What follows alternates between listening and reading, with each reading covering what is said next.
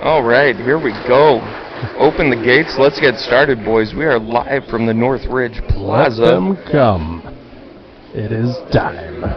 It's meet and greet time with Lincoln Kienholz. Today's sponsors, the people who made this possible, we've got food by Long Branch and as well as Richie Z's Barbecue, Body Canvas Studio, Coca-Cola Tire Muffler Alignment of Pierre, Riddle's Jewelers and their Levion event, Alpha Juliet Media, thank you for making this possible for us, as well as Farmers Insurance. If I missed anybody, I'm sorry.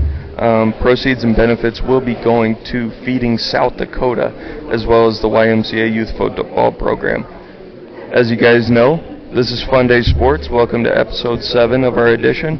We've got Frosty in the house. What's up? Big Fish, how you feeling? And my man Justin. Great to be here, boys. Thanks for having me. Yeah, thank you so much for coming in. Player's Perspective, right? That's right. That's the podcast, and we just want to thank you guys for not only coming up. Quite the turnout we've got Look here at this today. crew. Oh my goodness gracious! Awesome. This is how Pierre responds to their. This is how we surround the athletes that have done so much for the community, and that's kind of what Player's Perspective is. I think that's where you were going with it, but celebrate the local guys. Absolutely. Yeah, we'd love to see it. It's great to have you. All right, guys. So today we're going to talk a little bit about the NFL draft. We had a big day for Pierre, South Dakota on Thursday. Number 18 overall, Gray Zabel going to the Seahawks. A huge day. As you heard on the overhead and speaker, we're also hoping for one of those draft day parties in a couple of years too. Yeah, keep them rolling, man. That was. We talked just a moment ago about the community, and we got to, on Player's Perspective, got to talk to Pierre Governor head coach Steve Steele, and he said something that really rang with me. He said, yes, Gray Zabel got drafted, but it felt like the city of Pierre got drafted with him, and a historic day for Pierre nonetheless. And it sounds like we got a pretty good quarterback battle going on at Ohio State right now with our boy Lincoln.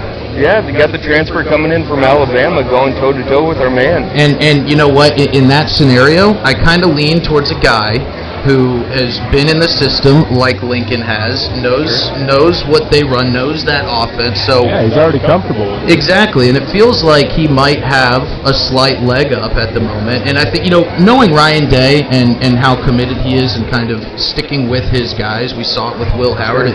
Lincoln Kienholz fits that bill pretty well. Yeah, couldn't agree more. Very well said. Very well said.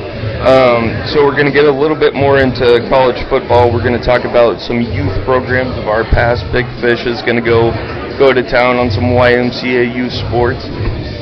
Big YMCA football fan, head coach, and we're going to have a player come in possibly talk about his Y football experience.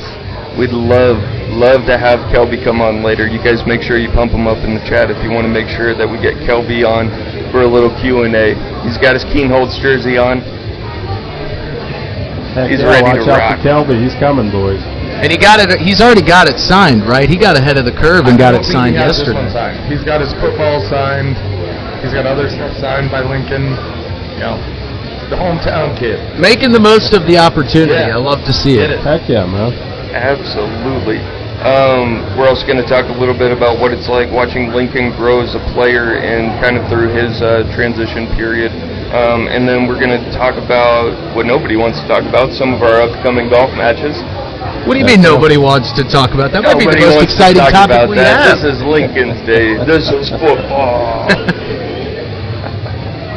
And we'll also have a guest spot with the manager of Riddle's Jewelers. Kira will be joining us to tell you a little bit more about what they've kind of got going on as well. So, boys, without further ado, a huge crowd in the house. Let's talk a little bit about NFL draft, huh? Yeah, big news. Gray Zabel, first rounder. How about the number 18 pick? Number 18. Big shout out to number 18 at Gray. Justin, Atlanta guy, how are you feeling about the first round for the Falcons? You know what? I looking back in our years past of drafting edge rushers, drafting defensive linemen, I'm about as cynical as it gets because, we drafted Takars McKinley from UCLA. I hate to use the word bust, but that's about exactly what he was. Then, we get Vic Beasley from Clemson. Ended up being a pretty good player. They just didn't play him correctly. They had him out in the flat. They had him in a 2-point stance, not rushing the passer as he was so accustomed to. We've never been able to hit on an edge rusher in free agency. So, am I hopeful? I can't really say I am. And their moves, it feels like they gave up a lot to move into that 26 spot and get Pierce. I believe his name's James Pierce Jr. But it felt like that was kind of an oversell of that pick. And, you're getting two guys in the same position in the same round. They don't necessarily play the same spot on the defensive line. I understand trying to shore up that spot, but it feels like the Falcons kind of went quantity over quality, and maybe hoping that one of these two guys will hit instead of maybe combining and packaging up everything you traded for, going up to that 10 spot and trying to get the kid out of Ohio State.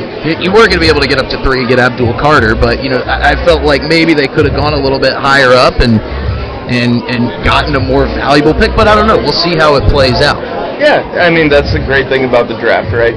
Yeah. These draft grades, they always come out a day after of how the teams did. Oh yeah. And you can go look at somebody rated the Seahawks draft when they got Bobby Wagner and a couple of those other guys, creating the Legion of it was like an F rated, and it's become one of the greatest defenses in NFL history. So we might need to go to these draft grades like 3 years later instead of 3 days later after the NFL draft. Could not agree anymore. Well, that's the thing, these guys don't necessarily have the time frame that they should to develop, especially at quarterback, in my opinion, in the NFL.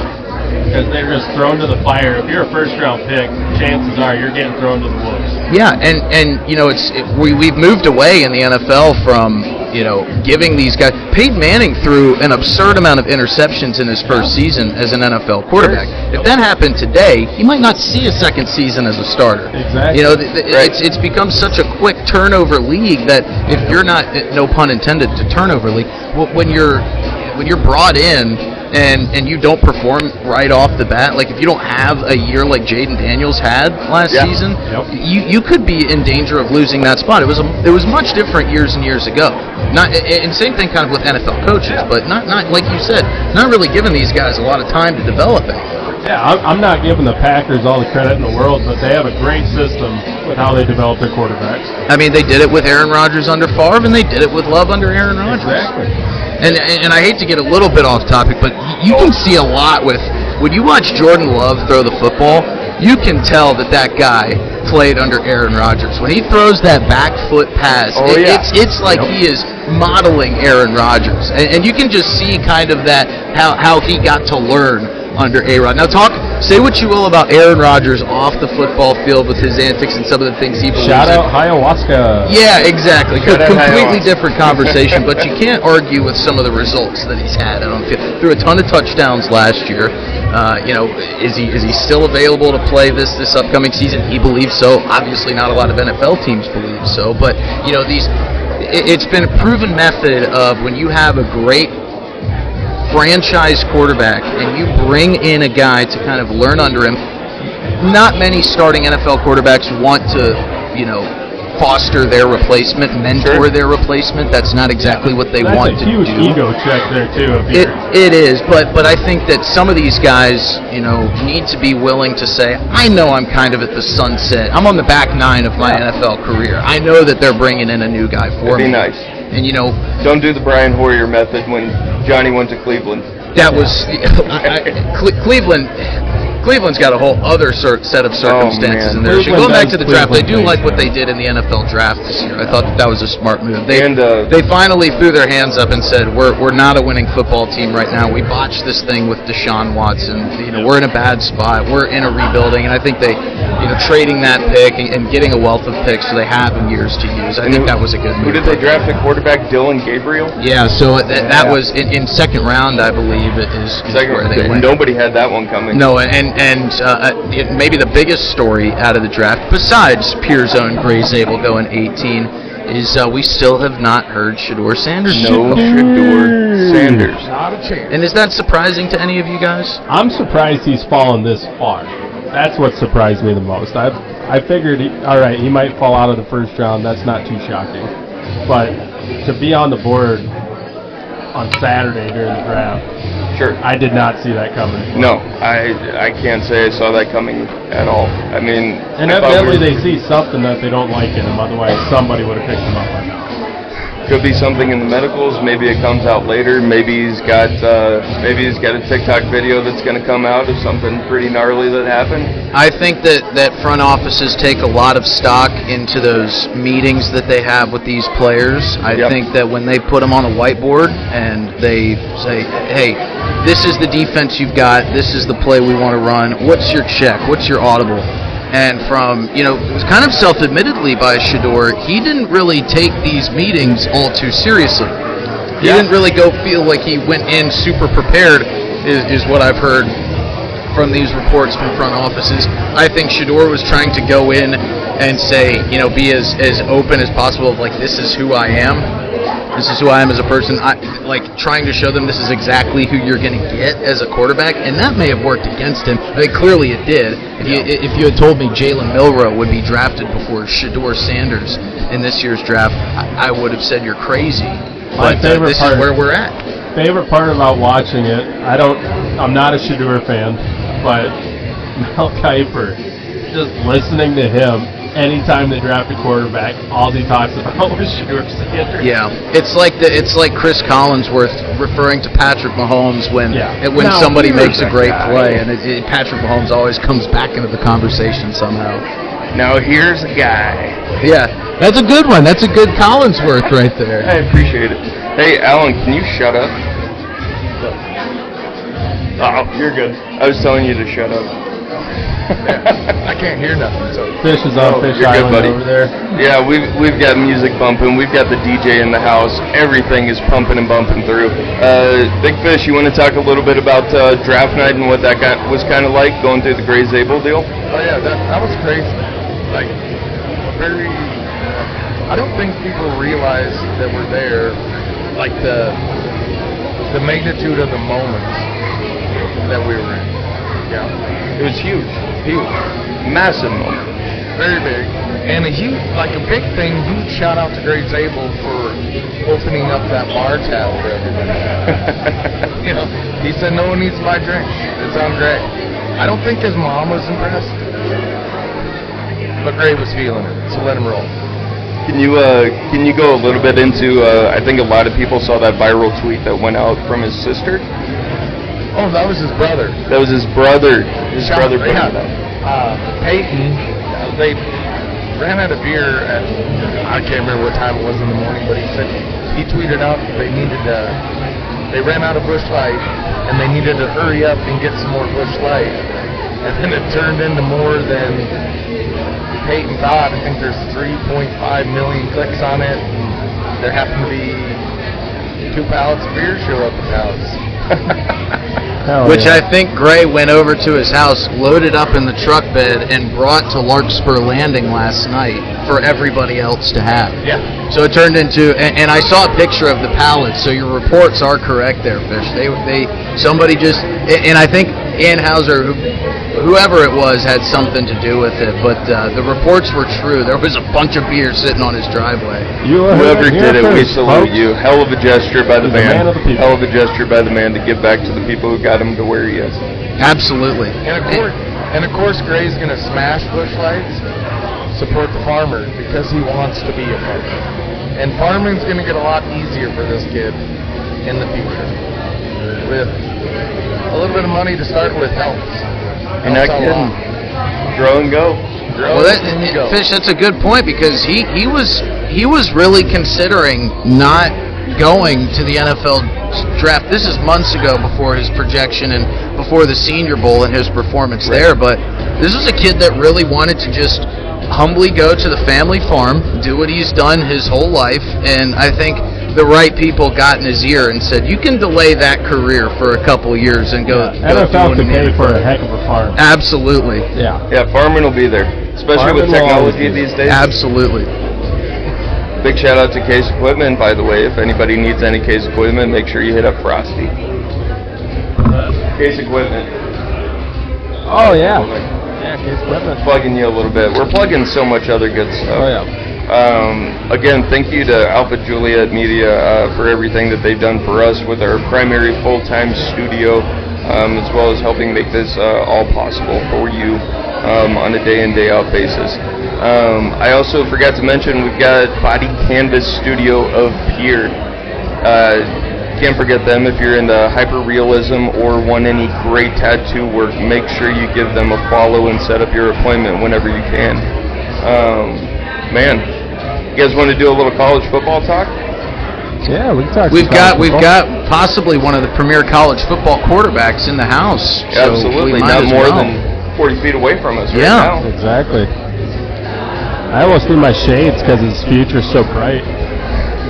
Well, every time I look over to this line, it's as long or longer than it was the last time I looked around. Sure, just adding on and adding on. Absolutely, and some folks thought that the crowd would be here mostly for the Richie Z's, and I said, no.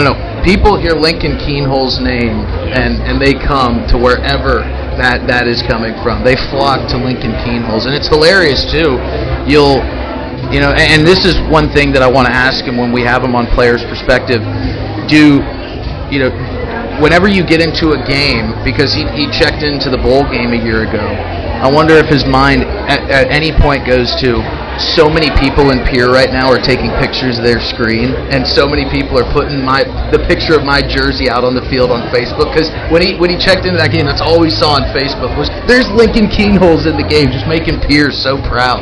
Dude, that's the cool thing about South Dakota sports is when you have those type of deals, it's like the last person to leave closes the door and everybody's out of town for the game. Man. Yeah, absolutely. It's a beautiful thing. And that was one thing for me moving from Atlanta.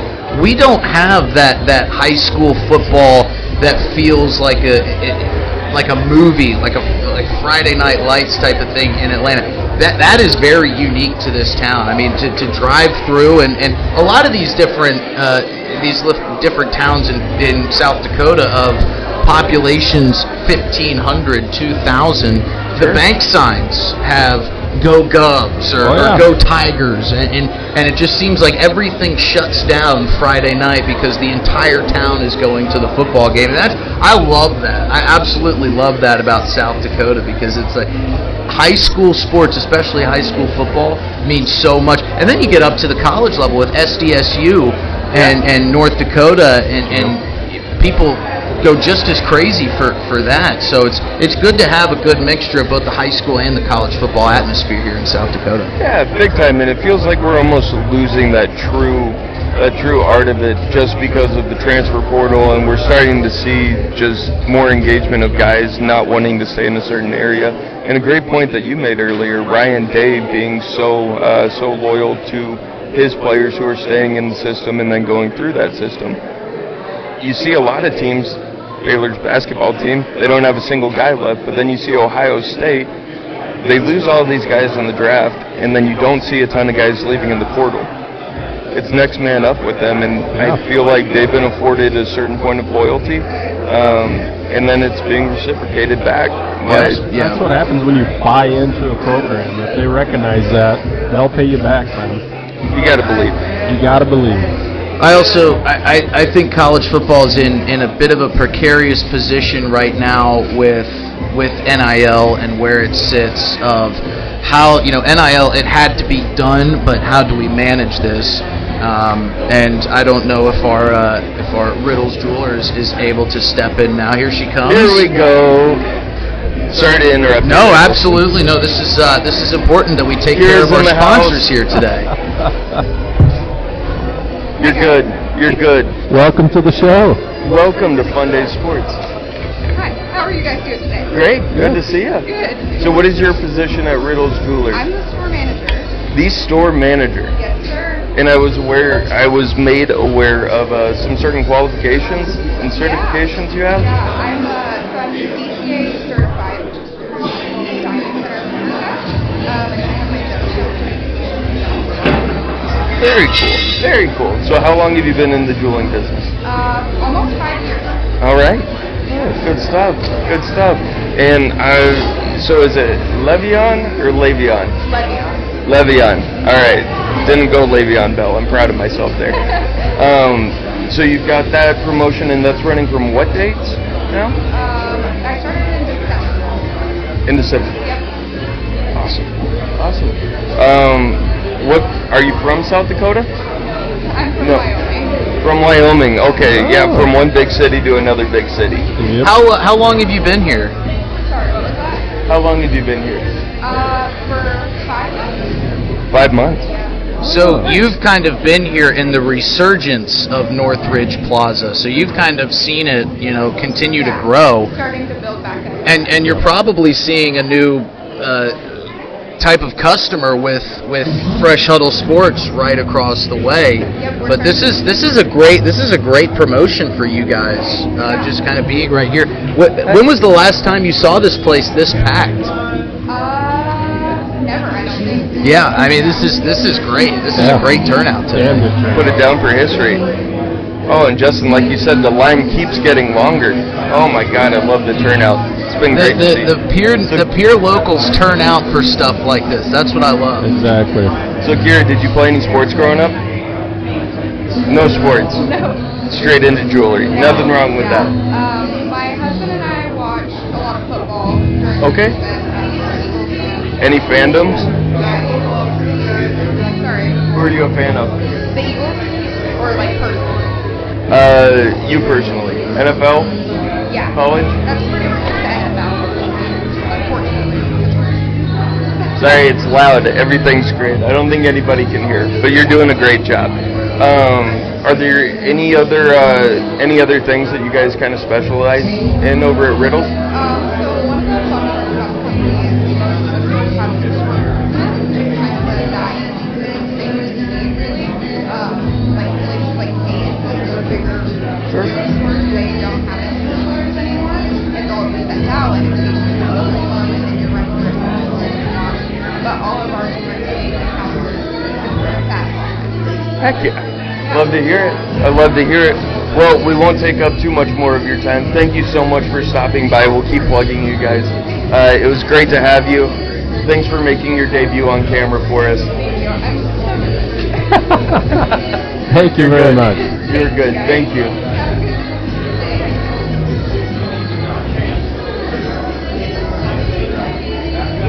All right, so that was presented by Riddle's Jewelers, Great the job. Le'Veon event. Great job. Big shout out to Kira. Thank you for making us all look a little less ugly today. Yeah, it's refreshing to have somebody that's actually somewhat good looking on the show. Yeah, it's a nice change. It's a Sorry, nice staring change. at you, Frosty. I know, right? And just to plug her shop just a little bit more, I was in there when we came up to meet with Arthur the other day. We went through, very well priced in there. I thought I was going to go in and just look at stuff that was way out of my Sure, through the budget. roof. And yeah, right across the way. And they got a lot of good options in there. And just I know when I inevitably have to buy an expensive piece of jewelry for my significant other that she's going to be hounding me on, that's where I'm going to go. That's where I'm going to get it. Yeah. At her place. They do a great job there too. Doing And us this broke, is, bro. I wasn't lying. North Ridge, this plaza here has come a long way. A huge way. With the addition of TJ Maxx and then Yeah, Five absolutely. Below. They've really revitalized this area, which is something that's been great to see. They came in, and when I was here to just come look for places to live about a year and a half ago, the area just felt kind of dead, kind of dark. And then you look at it now, and this is where half the town comes on the weekend. Yeah, absolutely. I remember coming in here having lunch or something at Gators, and that was the only place people were at was at the restaurants. And I don't know, it used to be kind of a depressing place, but it's nice to see it revitalized and people actually using it. It's been great to see Art grow as well. Getting to meet him kind of early on with what he was doing with Fresh Huddle, actually purchasing the business, turning it into a corner store, and then setting up an event like this and making all of this possible. The guy is just a grinder. I mean, he is an absolute grinder. When we were in here to follow up and just see how the whole event was coming along, I mean, he was talking to, we need to get these floors polished. You know, we need to make sure this is dusted. I mean, just the little details. You know, the little things was really impressive to see. Testing. We have footballs here that you guys can get if you would like to have a football. Welcome back, Fish. Oh, man. Hey, good to be back. Can't hear, but Thank you very much. my You're hearing good. shot. Shot. I don't blame you. Like my athletic career. I don't blame you, brother. We're all kind of freewheeling it. How else would you rather do it on a day like No. this, though? Just Hey. kick back. That's the great thing about podcasts, too, because I do a lot of radio Sure. where you're confined to a certain, you're in a time frame, and you got to be in and out, and if you don't get to something that you wanted to talk about in that time frame, too bad. You got to wait till the next segment. That's what I love about the podcast. You just kind of kick back, relax, and just dive into whatever you want to dive It's got a into. structure, but, you know, it's a little bit looser structure. Open form structure for the most part. That's what I love about it. That's what I love about it. Casual conversation with good friends, talking sports, having a good time. Which, Fish, I think we were talking college football before we were joined. And, you know, just kind of the state of NIL and where that sits. I'm not a huge fan. Go in, brother. No, I just think it's they got to do something different, as in a form of like a contract, or Like a buyout system. Yeah, like something where you just can't come in and I mean, money buys everything, but you just can't come in and steal a kid. But another thing we talked about, now if you don't go big, and you know that SDSU, NDSU is a big-time AA school, so you go there, and these smaller schools that produce these great athletes that move up, I think there should be some compensation to them smaller schools for like putting the time into these kids, you know. Time development. Yeah, they develop them so somebody else can win with them. And I just think it's kind of, I mean, college, I mean, for basketball and football, it's ruining it because there's going to be no more dynasties, I don't believe, because why wouldn't you go get your bag somewhere else? I mean, I get it. That's fair enough. That's fair enough. That's a point I've never thought about. That is a really, really good point. You know, I always thought about it from the team that was getting them, their perspective, and how they were battling it out with these other schools, but never about the team itself that really created these guys and like you said, put the actual work into them to grow them into the player that they became. We got raffle time, boys. Raffle time coming up. I mean, I need to hear some noise over here, guys. What's going on? Let's go! All right, so we're going to do a raffle for this football. This is my little buddy right here. Show him the football, guys. So whoever's got this winning ticket, Kara, would you please do me the honor? Did anybody get a raffle ticket here? Any raffles in I think Toby here? got a raffle ticket. And the winner is... Youth only. Drum roll, please.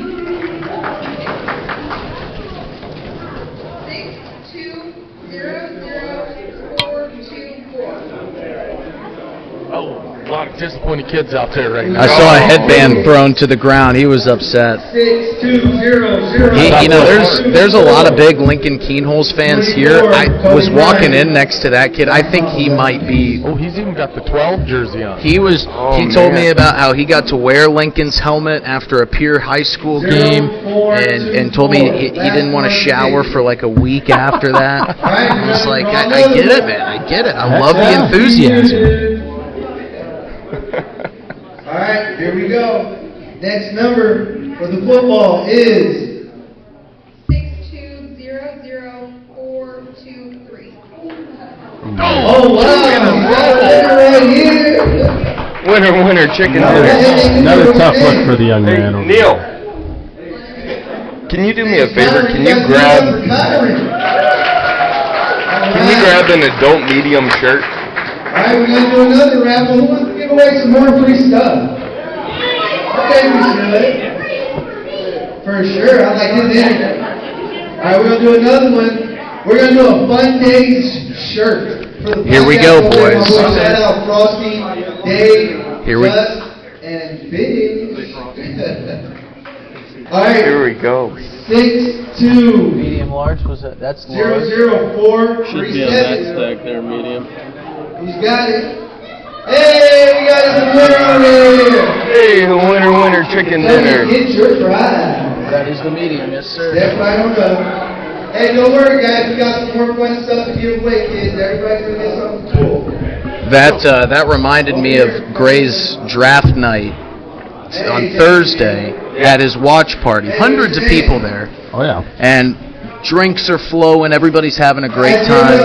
But once those bells went off Hey, America. to announce each pick, silence. Congratulations. It was like Pavlov's dog. Everybody got quiet and face pointed right at the screen. Ooh, one more raffle. Lincoln Kienholz Ohio State jersey. Right, here's the big one. This kid's gonna be. Who's ready for that? This is huge. All right, This is guys, huge. let's do it, Pierre. Where's that kid at? Right up on the front. A lot of nerves right now. And the winner of the Big Lincoln moment. Kienholz jersey. I want it for the kid in the 12. I just want it so bad for him.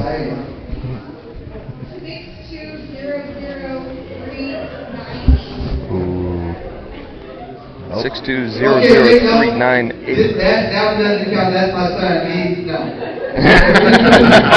A little insider trading on Shout that. out to Art keeping it. All right, here we go.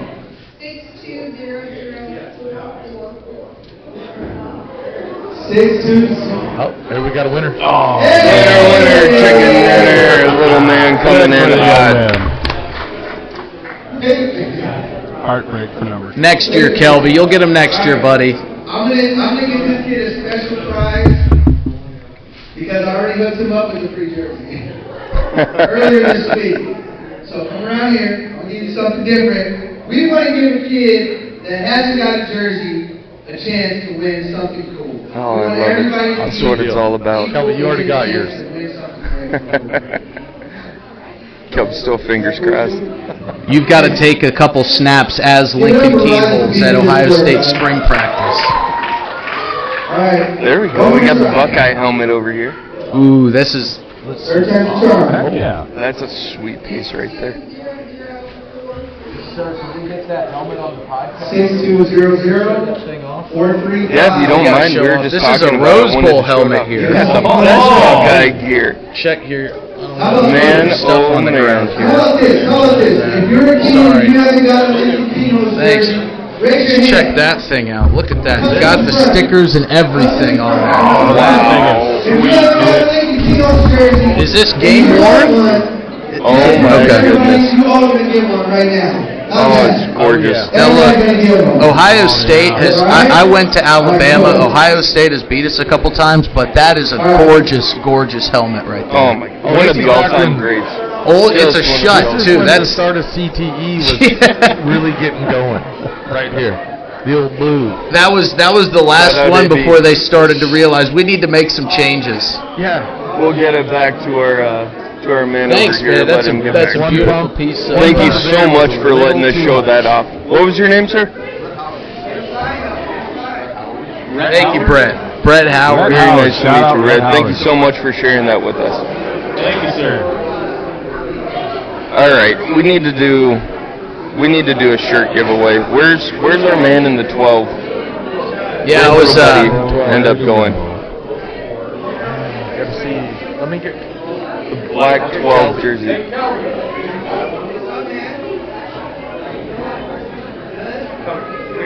Kelby, we got a task for you, buddy. We need you to hunt down a.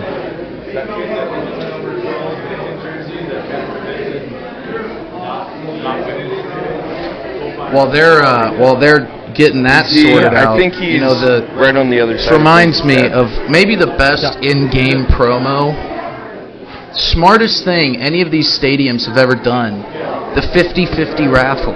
Oh, yeah. Just free money. That's free income. Yeah. I mean, just all you got to do is have a couple people walking around, and you get however many people bought in. You see the 50-50 raffle at a Braves game or at a Vikings games up to like 80 grand. That's just 40 grand in the stadium's pocket right there. Yeah, I Most know guys genius marketing promo idea Lose ever. their mind over the 50-50. Oh, They're it's buying amazing. it every time. You see some tickets that are like a CVS receipt that are that long. Yeah. Kelby. There he is. There he is. There's Ask our him, guy. There's number 12. Ask him what size of T-shirt he wears. He's gonna about to get- meet Lincoln too. You couldn't phase number 12 right now. He's next in dude. line for 12's locked Lincoln. in. He's locked in. He's like, yes. The shirt, yeah. Does it say Kienholz on the back? If not interested. If not, I do not care. I do want to give a shout out to my Fundayz boys here. The merch, the merch is outstanding.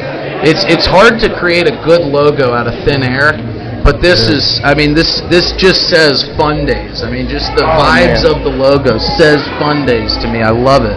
We appreciate it so much. You know, it's been a long ride and a long time coming, but to see it kind of all come to fruition, doing our first live and having you on board, it's been fantastic. Here we go. Here's our guy. Here you go. Come on up here, buddy. What's going on, big guy? Slide in right here. Hey, I like your enthusiasm when you were getting that number call. But you got the number 12. Neil, Are you a big? can you get a youth medium or a adult medium shirt? Another one. He's your idol. Yeah. He's a pretty good idol. Yeah. Have you met him before besides today? Yeah. Yeah? Have you had any cool experiences with Lincoln? Yes. Tell us what. So this was maybe 2 summers ago. There was a football camp that we would do, and he was there, and we had a nickname for each other. I was T-Bone and he was the dog. Oh yeah? Nice. Did he give you anything to wear? Okay. But he's still my best. Hey, he's all of our legends. Here, we got a t-shirt for you because We want to give you a free T-shirt. Thank you so much. You're getting our Fundayz Sports #1 fan. hey, like your enthusiasm. Keep playing hard. Hey, and do good in school.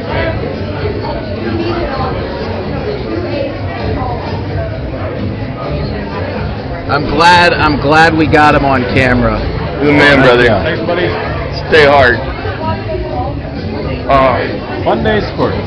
And I'm glad what we it's got all him on about. camera because your listeners must have been dying to know Dude. who number 12 was. He's a passionate guy. I mean, he love leaves it that all on kid. the field, and that's what I I'm so appreciate glad about we him. got him on. I mean, every time a raffle ticket was playing out, Oh, all in, full eyes, clear heart, can't lose. And that red headband that you guys just saw, if you're watching the podcast, that hit the floor 4 different times when his raffle ticket was not announced. Oh, yeah. It was ripped off and Bronx thrown bike. down, but then thrown right back on.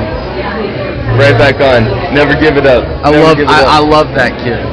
I want to transition a little bit. We can talk a little bit about some YMCA football and youth football. I want to bring on the man. youth football, buddy. You're not the man. We're talking youth football, but I wanted you to have Kelby come over, our big-time runner. Kelby, come here, buddy. Come on over, Kelbs. Look at you, getting all the action. Can you, here, come over here. Come right through here. And if you guys kind of, here, I'll let him share my mic. All right, Kelbs, we're going to be on this mic right here. All right, pal. Pal, we're talking about YMCA football. Okay, speak into the microphone. Well, what did you like for your experience with YMCA football this year? Get in here. Get right down here, buddy. Closer. Get closer. It was fun, but it was hard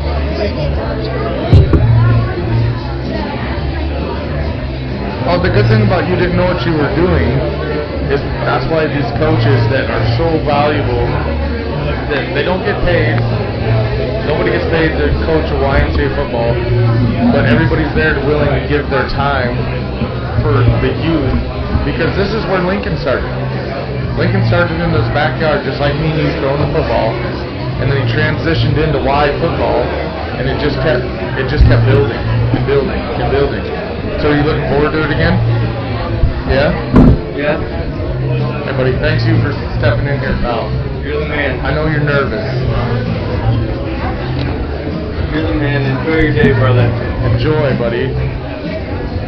Shout out Kelby. Frosty took off for a little bit. That's what's cool to see is guys like Zabel. Zabel came to the Larkspur last night, which is a popular spot now for events and stuff, and just to see the kids going up, wanting his autograph, and seeing how gracious he was with his time, seeing how gracious Lincoln is with his time.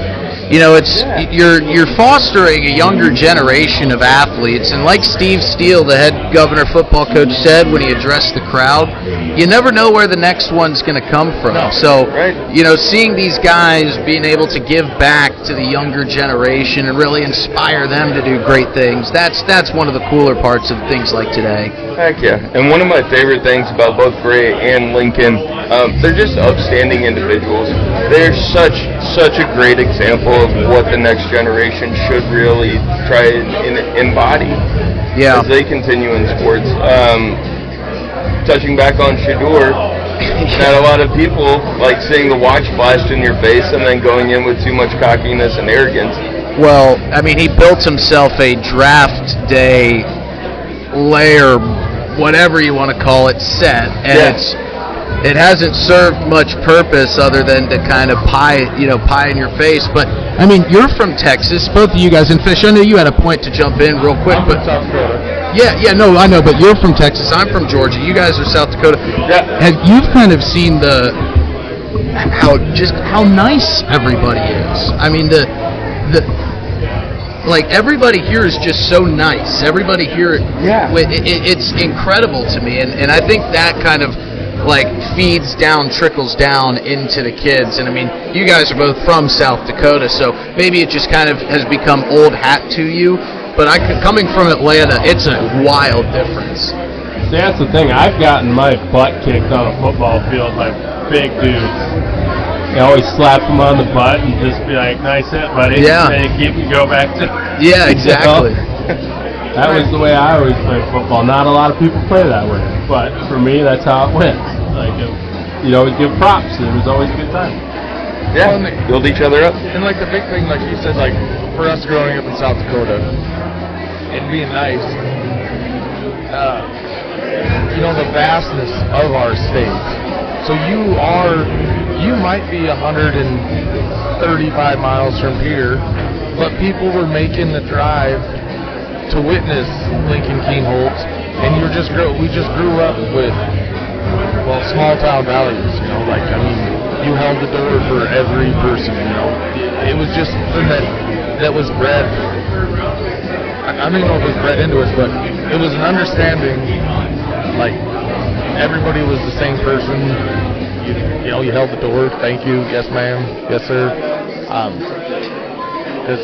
Or usually, I think you knew when you screwed up. I think a lot of it, we're all just trying to get through these winters together, and we all just band together that way, and everybody helps everybody because we're all going through the same struggles together. Yep. I agree. There's the snowbirds that take off, but it feels like there's that real core community with the people who stick through it all the way. Yeah, absolutely. Yeah, I didn't understand the whole snowbird thing.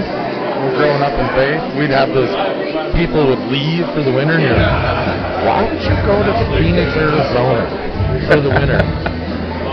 And as you get older, the snow becomes less appealing, I guess. Yeah, I'm only 35, and I definitely identify with snowbird people. If I could do it, I would leave every winter, man. Are you there yet? Oh my God, I used to be there. Now I'm just getting used to the winters. It's kind of like you. I mean, maybe one time it snows throughout the wintertime for us. Maybe once. Maybe once, if we're lucky, every 3 years. I'm still in the boat of I love snow.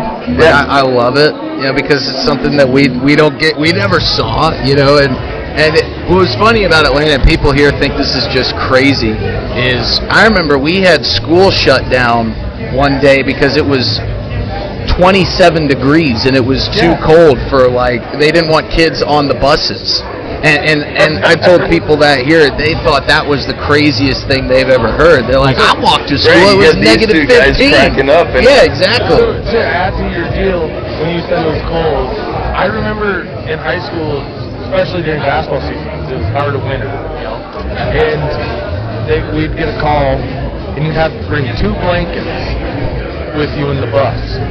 One to hang on the side of the bus for some insulation, and one to wrap up in because our old buses, I mean, they were terrible cold. You could sit by the heater in the back. If you got lucky, you could get a heater seat, and that barely worked. And if it barely worked, there was no in between. Like it was like, oh, this is perfect. You were either gonna catch 3rd-degree burns, and it was like you had to sit in that seat because if you moved 1 seat away from it, the Arctic blast was hitting you. Yep. Just Might as well be in Antarctica at that point. Well, that's when you get really close to your boys because you're like, look, man, you and I, we just need to snuggle up here, share some warmth together. Then we would take our Gatorade lids. You could scratch them on the window enough by the time, because now we're traveling 120 to 150 miles, maybe 180 miles to go play a high school basketball game. Oh, yeah. And they would frost up so bad in the bus that you could take your Gatorade lids, scratch them on the side of the bus, and then you'd eventually have mini snowball fights inside the bus.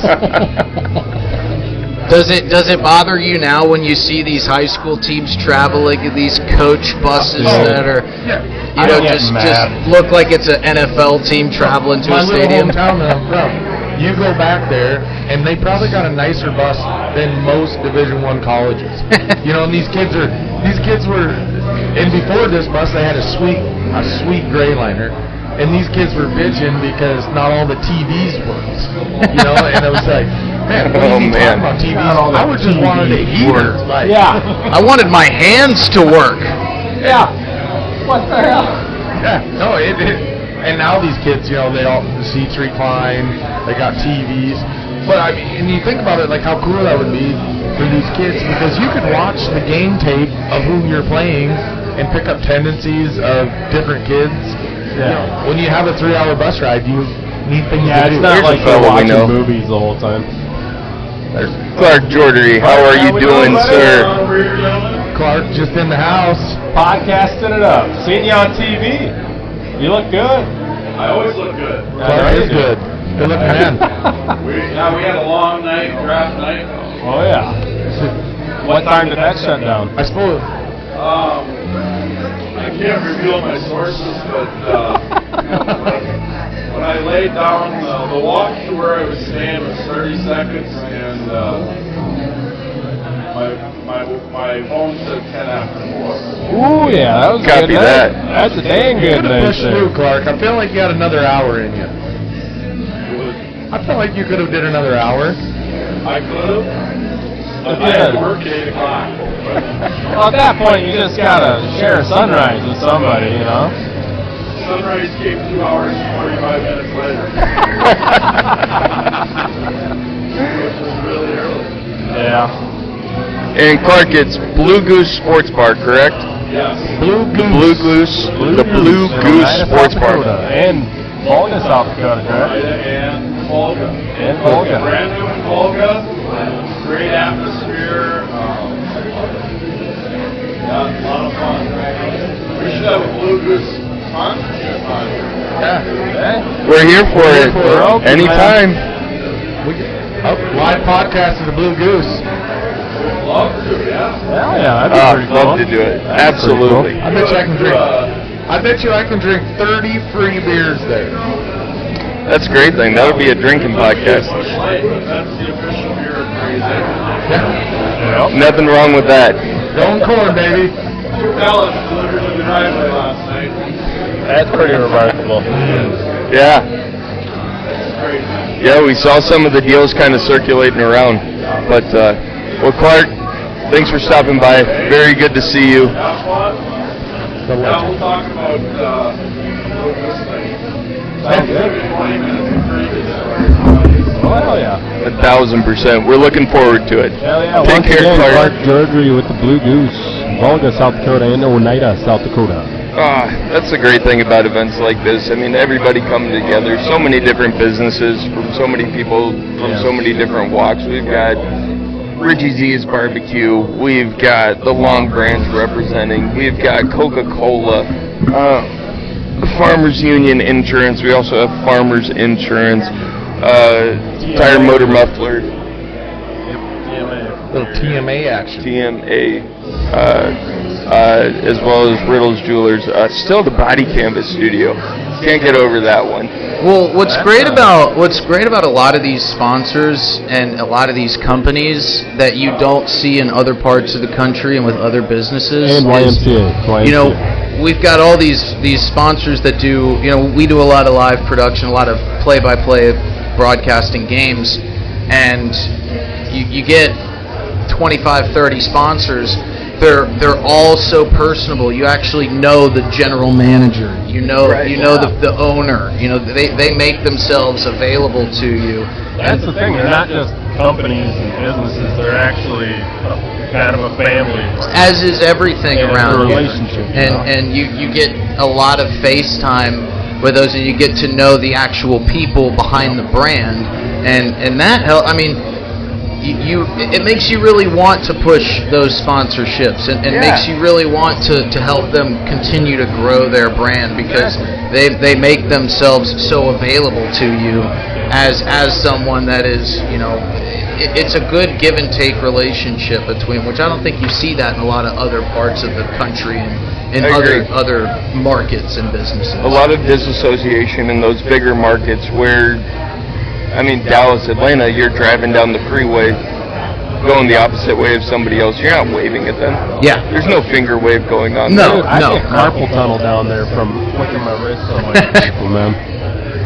And you almost, if you pass somebody here that gives you the wave, and if they do it too quickly and you don't get to, you feel bad. You're like, I missed that guy. I missed that guy. I just ruined his day because I didn't wave back. He must know I'm not from here. My personal favorite is when I do the wave and they don't wave back, and I'm like, I took the time out of my day. Who does this guy think he is? Who do you think you are? That's one thing. And that's funny that you say that, because coming from a small South Dakota, when we lived in Rapid, we drove back to Faith, and I took one of my buddies, in which she's from Rapid, you know, the second biggest city in the state, and we're coming down Highway 212, vast highway. And I was like, oh, shoot, the Hayneses must have got a new pickup. And he's like, what do you mean? I go, well, they're with Hayneses. They didn't have that pickup a couple weeks ago. And then I started naming everybody we were passing, and he's like, how do you know this? It's like, you just know the people, you know? Yeah. David's heard me talk about farmers around Agar and Gettysburg and stuff, and he's like, well, where's that at? And I'm like, oh, it's over there by Gable's place, you know? And he's like, what? I'm like, you know, it's a farm, they're people. Well, the other thing that you also see a lot of, too, is the guy's the general manager at Richie Z's, but, you know, you can also call him if you've got a problem in your bathroom and need a plumbing job fixed, and he also does, works for the concrete business here. It's just like everybody's got their hand in something different, you know. It's like this guy does this and that, and it's just jack of all trades throughout here, because you just get out here. We go back to those tough. You got to know how to do everything out here, because you know it's not as many people. You need to rely on people for a couple different things. You know, you guys from South Dakotans are jacks of all trades, masters of none, just like you said. But yeah, that's the thing out here. It's like you don't have like nowadays it's probably a little different, but before you didn't have a number you can call and a dude would just show up and work on your stuff whenever you needed it, you know. Yeah. It's like, all right, the heater's not working. I'm either going to freeze tonight or I'm going to get this thing going again. Right. And that was talking sponsors on Fundayz. That was good. I love to give the sponsors a little extra time like that. Absolutely. Give them some airtime, because like you were talking about, it's so much easier to talk about them. Yeah, exactly. Yeah, You want to. A line I love to use when talking about just the area in general, and a big shout out to them. People call this the middle of nowhere. And then if you just come in, you say, oh, there's nothing to do. people can say there's nothing to do here, but everybody's always busy. Right. Exactly. You can be in a city where you've got everything to do, and everybody's always bored. Yeah. And that's you. If you can't find something to do out here, you're just not trying. You know, and I've become an avid bowler now because of how bowling is like a religion out here. Right. And that's one thing that I've had to really dive into deep. Darts is huge. Darts, that's the big one that they got me into. I will tell you though, the darts folks, they take darts more seriously than SDHSAA takes their rules and sanctions. South Dakota has the nation's largest dart tournament. And that does not surprise me. You know, we It went. actually might be worldwide for soft tip. If you categorize it as soft tip, I think it is the world's largest dart tournament. Which doesn't surprise me one bit. Steel tip, we can't compete with steel tip in Europe. Those guys, that's like a religion over there with those fellas. And that's a sporting event. That's a bucket list sporting event. Is going across and being proud at those events. If you get to see a 9-darter, to see a 9-darter in person over there overseas looks like one of the most electric things you could ever be a part of. When those guys come walking out of the tunnel, they're like rock stars, man. They're just losing their minds. I love that stuff. Bigger than the TGL in Europe. Yeah. Definitely bigger than TGL in Europe. Oh, might have a little opening. What do you think? Big Fish, you want to fire up the mobile mics, do a little Q&A with Lincoln? Oh, yeah. Fired up. Frosty, you got your phone on you? Yeah. You're going to get a little live piece, a little live action. I'm going to send Big Fish over. Actually, if you guys want to take that phone. Oh, the Facebook Live one? Yeah. Yeah, just take the live over there and try and do a little Q&A. Yeah, I'll try it. Yeah, once he clears up. So you can grab that one off the tripod or take the tripod over there. Don't worry about any mics for that one. Yeah.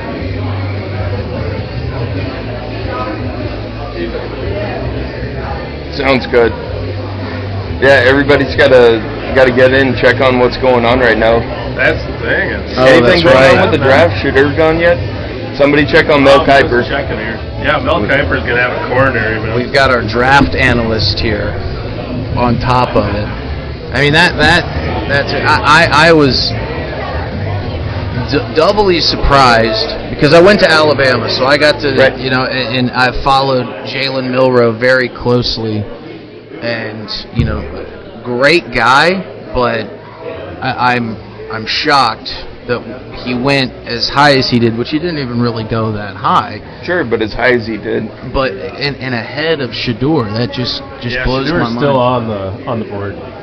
Shador's still on the board. And we are in round 5. I totally agree. I didn't see Milroe as necessarily as big of a prospect as I feel like they've kind of given him credit for. I know, and I hear all the talk or heard all the talk pre-draft surrounding him, and I'm wondering to myself, like, were we watching the same games? Like what are they seeing that I'm not seeing?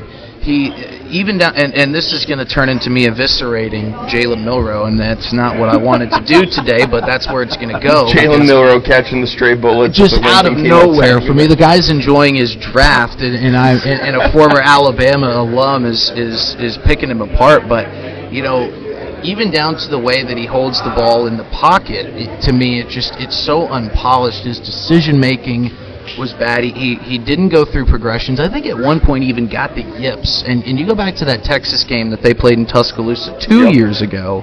Some of the interceptions just baffled me of how of the decisions that he made. It was as if he was trying not to make a mistake and he was trying to play careful. He was trying to play very careful, and that gets into the back of a quarterback's head. And it's like the thing when you guys are out on the golf course, when I'm out on the golf course, and there's water to the right, and all you're telling yourself is don't hit it in the water. And then what do? You knock it in the water. Last thing I tell myself in that situation is God hates a coward.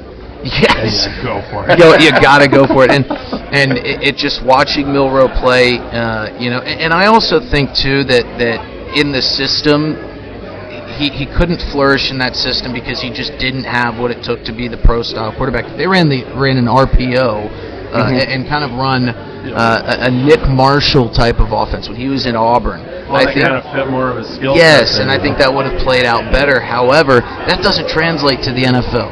You're starting to see more RPO, but not as the system that these teams are running, obviously. So I just don't see. I was telling my sister, it's the toxic girlfriend. Some GM is looking at Jalen Milroe saying, "I can fix him. I can fix her."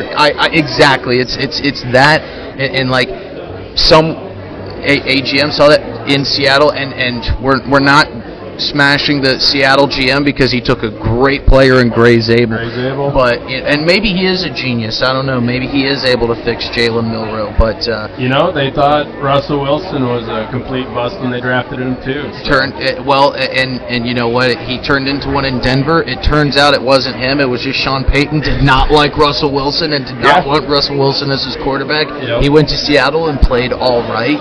Yep. Pittsburgh and played all right. And that goes back to that draft that we were talking about with the draft grades. They killed Seattle for taking Russell Wilson. That's what I like. I shouldn't say like seeing, but that's what kind of fascinates me is we look at these guys like they are the end-all, be-all for analysts. It's like Mel Kiper. You listen to him talk about quarterbacks and stuff. It's like this guy's seen it. Right. He knows what he's talking about. But they always go back to one clip they had 10 years ago where they were right, and that's the one that they stick to. Hang on to. And they ignore the 99 other ones where they just say something completely off the wall. I think with a lot of these analysts, they have teams. I'm a big Bills fan, so if those analysts don't like what their team does, then they just say they got a bad grade because they wanted a certain other player. So how much stock do we actually put into these quote unquote NFL analysts and team analysts when talking about the draft? Because it's so funny. You never know how it's going to play out. I think a lot of it too is they've got to get some content out there, try to get some clicks, and very easy right now for somebody to link Shedeur to Dallas. Right. It makes absolutely no sense, but it's a big storyline. It's another click. It's another view. Well, and these NFL head coaches have a ton of say in that war room of who they think would be a good fit. And you have Deion talking about how he wants to coach his son in the NFL. What that's telling that coach that could potentially draft him is, what I have a timetable right I now. want to come for your job, essentially. Yep. And Shedeur is not the type of quarterback that blows you away enough to where a GM or an owner is going to say, you know what, so-and-so head coach, we're going to protect you, but Shedeur is too good not to draft right now. He just doesn't have that. We're going to blow up the chemistry of the entire organization. Exactly. And it just, there's been too much, I think, pre-draft nonsense that it has become kind of a spectacle. It's become a carnival around Shedeur, and teams are seeing that, and they're saying that's the last thing we want in our organization right now is that kind of noise. I mean, with the jersey retirement debacle was, I mean, GMs, front offices, teams see that, and they say, this is the kind of influence that Deion and his family had on that collegiate program. I don't want that kind of pressure coming in and have some guy call. I don't want Deion calling my phone and calling my line saying, why didn't you do this? This is how it should be run. They don't want that outside noise. 100%. Well, and another thing too looks like Live is going to take off and head over for a little Lincoln Kienholz action. Big fish, baby. But God dang it. All right, that'll be fun. I lost my train of thought there. Oh, you're good. Big things are happening. We can continue to eviscerate Jalen Milroe if we want to. I got plenty of it on Jalen. Oh, man. That's what I was going to say is the circus. No team in the NFL wants to have the circus of somebody. They're like, you got to start. Like, remember Tebow? Tebow time. It was crazy. They were all calling for Tebow to start. And, I like Tebow, but I think what partially happened there, the media kind of pushed him out a little bit. You guys didn't want to mess with that. I think it was something to do with that a little bit. not just on the ability. I mean, there's obviously that as well.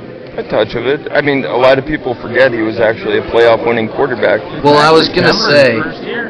Yeah. Demarius Thomas might have extended Tebow's career a lot longer than it should have been. Little Mike Evans, Johnny Manziel action right there. Oh. Make a guy look a little better. A lot better. Look, I love what Tebow stands for, and I think he's great in the media, but all he did was throw a 10-yard crossing route, and then Demarius took it like 81 yards or something. Demarius carried the Broncos in the playoff. If you go back and watch that game, Tim Tebow in the last couple minutes of that fourth quarter missed some very easy passes, but they get swept under the rug like Mel Kiper's 99 bad takes because of that historic, that unbelievable play. And then, I think a lot of people also forget the Broncos went into New England the following week and got decimated. Absolutely picked apart by Tom Brady, and it was not even close.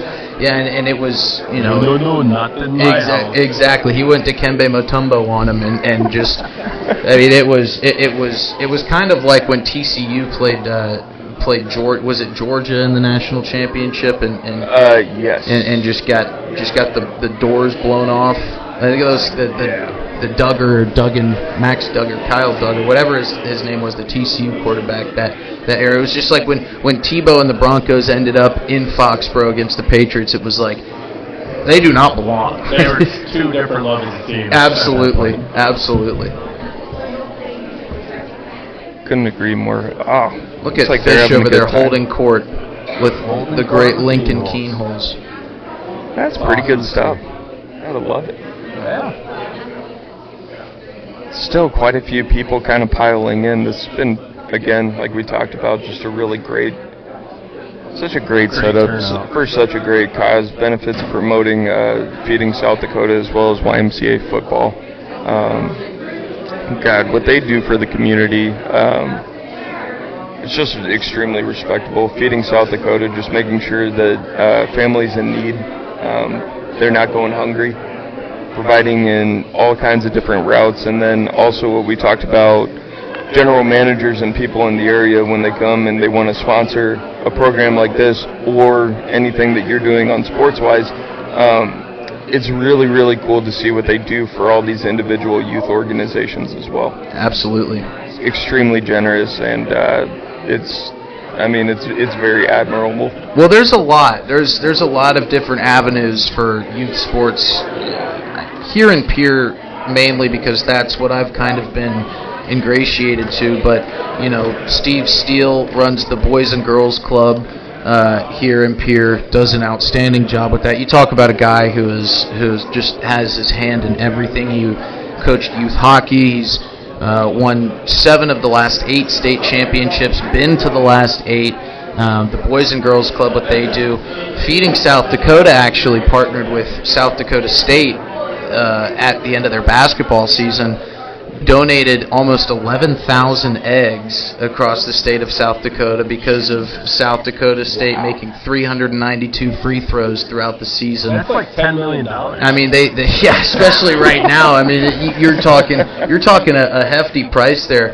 And another great organization is the Pierre Wildcats. They're the South Dakota Special Olympics team here in Pierre, and they do great work. I've had the chance to volunteer with them, and actually saw a couple members of the Wildcats here getting a jersey signed by Kienholz. So,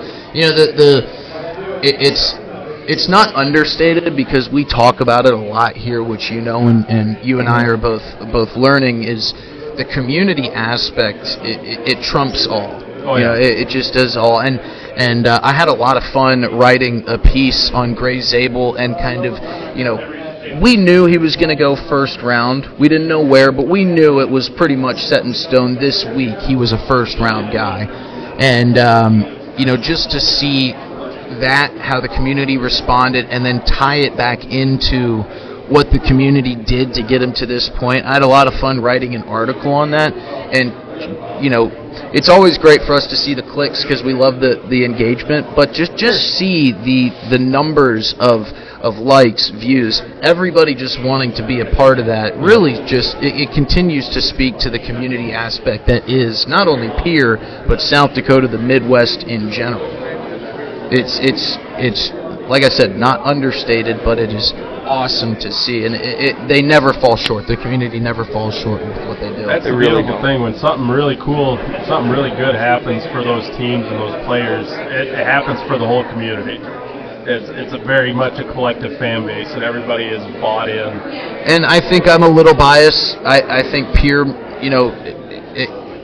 exhibits that in a huge way. Other towns do as well, but like Steele told us on when we did the Players Perspective interview this week, some of those state championship games it's 3.5 hours away. The team the team they're playing can be a lot closer, but the Pierre crowd is bigger than the other crowd that was brought. Last one to leave shuts the door, man. Exactly, and it's just one of those it's one of those things that you're always seeing the response that the communities get out of, and how involved how much they love to be involved with the different things going on.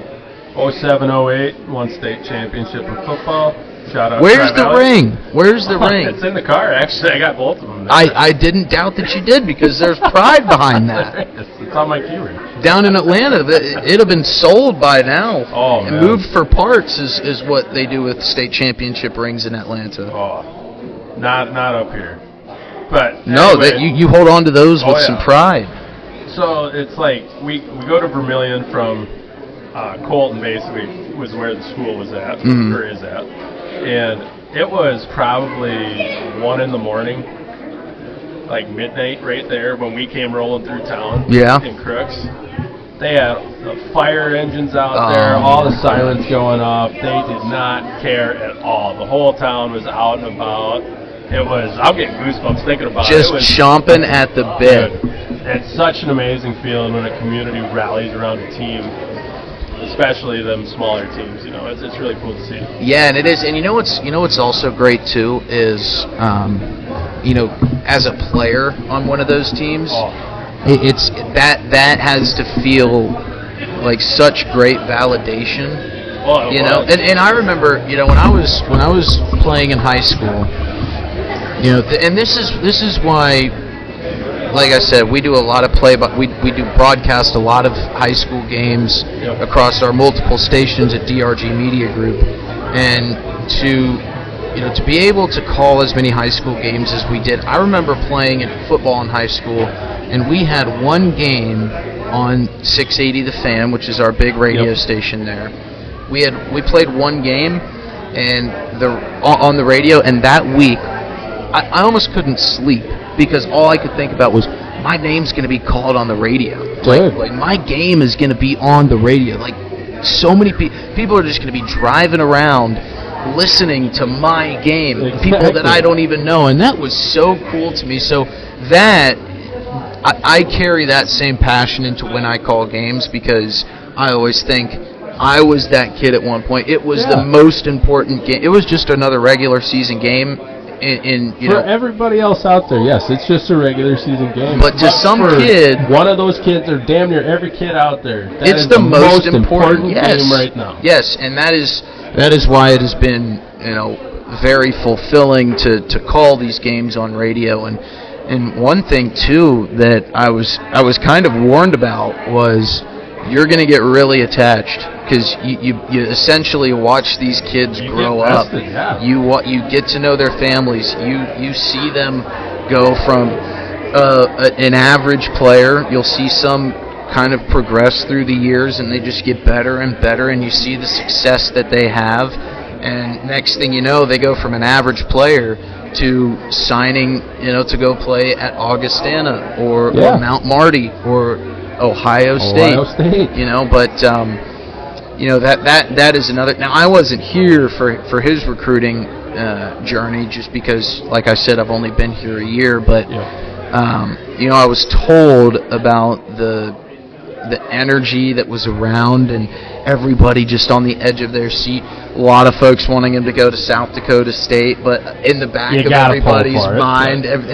everybody's mind, nothing against SDSU, but I mean, if you have the opportunity to go, he's a higher caliber player than he can go to a larger school, and There's a lot of guys that will go to those smaller schools and like enter the transfer portal if it's not the right fit or if they developed a little bit more and they think they're ready for the next level. Guys Yeah, interested. absolutely. And two, it's you want to see.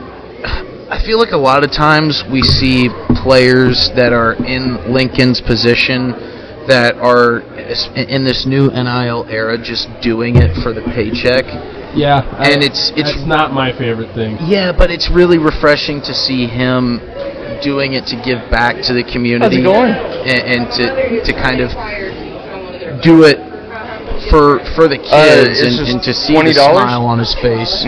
Right. To sign these footballs and take the pictures, and you just can't help but root for him to get that starting job this season, and just see how the town would respond to that, and you already have some big Ohio State fans here just because he is playing for the Buckeyes, exactly. but if he could get the starting role, you're talking about pride that people had when Gray Zabel went in the first round. You're talking about the same level of that kind of thing. So yeah, you saw South Dakotans cheering for North Dakota State.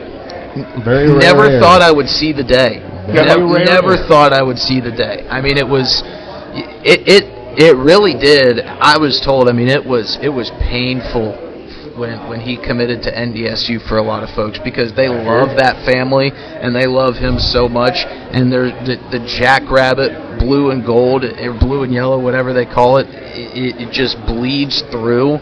So for him to go to NDSU, Gray, I was told it was, people were happy for him, but they were heartbroken at the same time. It's just it is refreshing coming from an SEC atmosphere to know that college football is still that incredibly important up here. It is, FCS a little bit different, obviously, but we're in Big Ten country as well.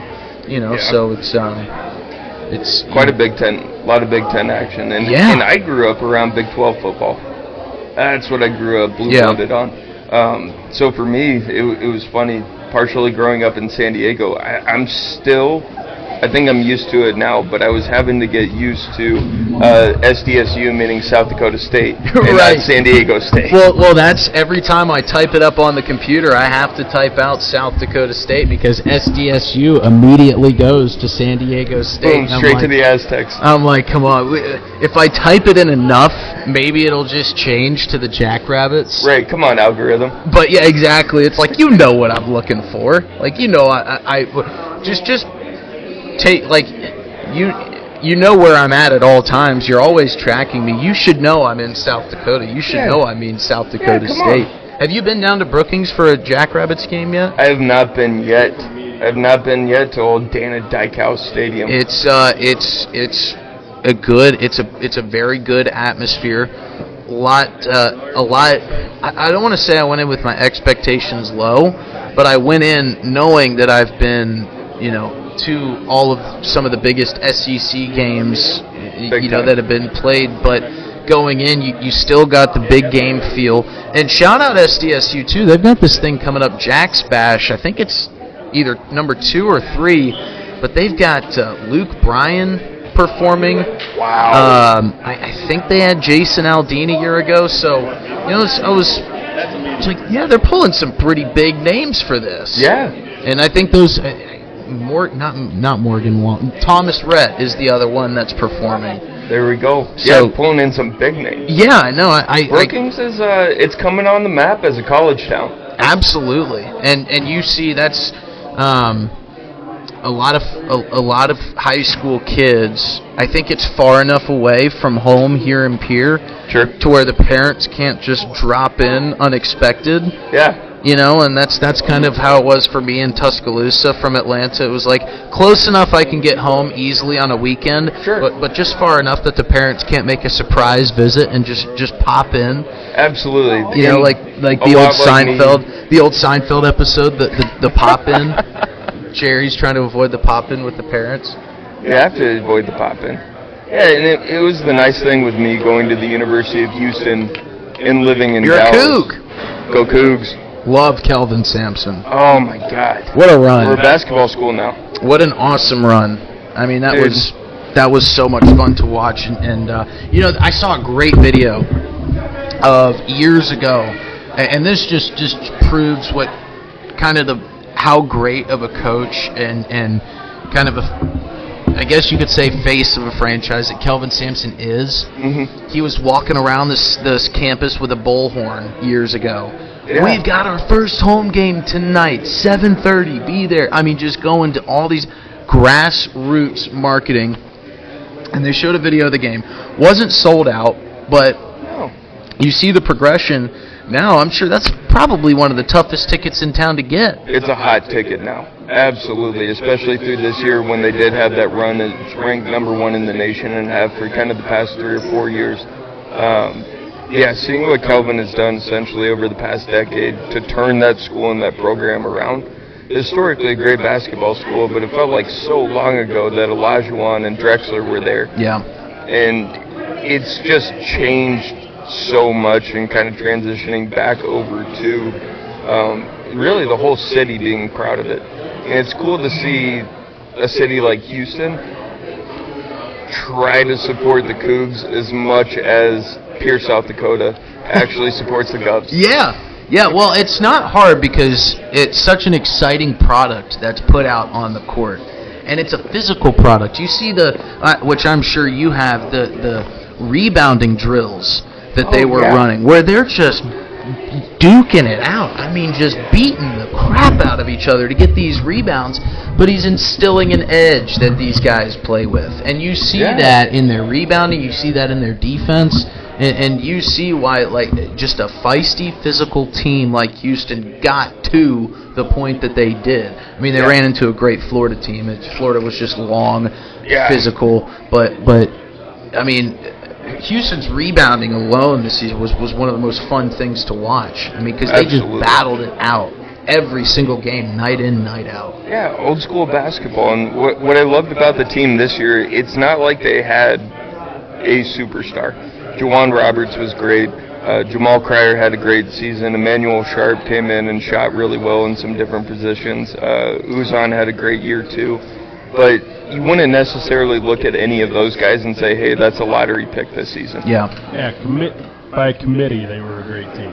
Yeah. Well, look how they picked up Cryer when he had a couple bad games in the tournament. I mean, he had some really tough shooting nights where, maybe he didn't find his first couple baskets until late in the second half, or maybe he just didn't even find him at all. I mean, there was some videos of how beat up he was after tournament wins, but because his performance was not at the standard. But you've got other guys, like you said, Uzan, just out there to pick him up, and that's it's so interesting to see the transition of college basketball and the culture that we've seen over the years, going from the Calipari years at Kentucky with all the one-and-dones where the thought was, we're just going to bring in the best NBA talent that we can and just try to overpower other teams. Now it's shifted to where one-and-dones don't win national championships. You have to be able to play together. You have to be able to play in a system that actually works. And I mean, UConn, they won the last two national championships before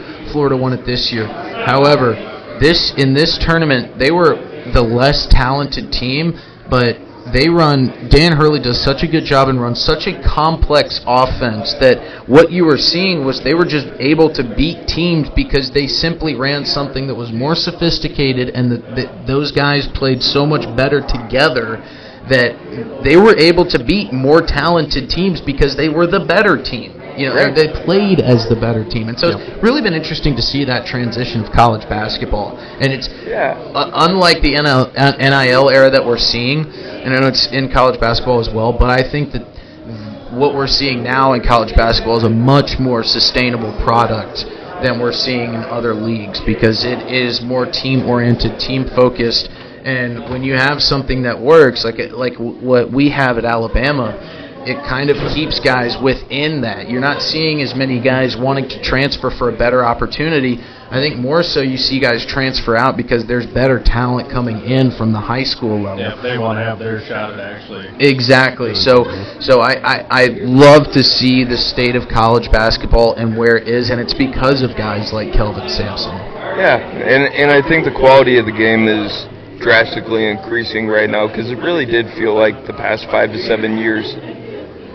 Previously, it was just a lot of bad three-point shooting. Yeah. A couple of bigs, kind of dish it in, try and get it done there. Yeah. I mean, you look at Zach Edey when he was at Purdue. I mean, you know. I was just thinking about that. So we used to call Zach Edey the big 8th grader. He looked like that kid out there. He was just taller than everybody else, and he could just go for it. And he was, but also I don't know what he did to have the officials in his back pocket, but some of the calls, and now you're seeing it at the NBA level with Edey. He's not really he's not performing the way he was at Purdue because he's not getting the calls that he was getting in college. And it was infuriating to see because it's like the guy's already got a huge advantage on the rest of the floor. I mean, the guy's 8 feet tall. Yeah. You know, you don't need these very, very slight contact. Yeah, exactly. That's a good comparison. And you know, I just I was so infuriated by that with his time at Purdue. It was just like the guy doesn't need any more help from the officials. He's already got everything he needs right there. What was that kid from North Carolina State last year? Oh my goodness gracious! DJ Burns. Oh, the big guy? Yeah, dude. Big boy. Man, we always get a couple fun guys like that come through the tournament. That's why I wanted Indiana State to make it. I think it was last year. They had the guy with the rec specs that was a big man himself, just drained threes from the outside. The last tournament kind of lacked that kind of underdog star ability. It's like Golke or stuff like that, where they're on a smaller team and they make that Cinderella run. You know, that's fun stuff for me. And I think that's where we saw. Going.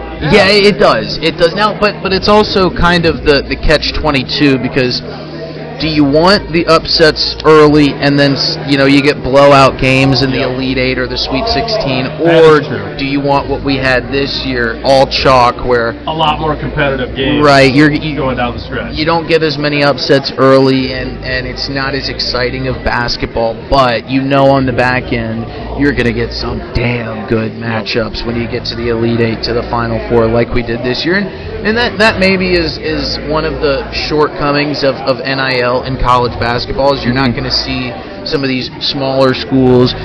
You're not going to see a McNeese State make a deep run or FGCU, or Dunk City, Stephen F. Austin when they pulled off a couple big upsets a couple years ago.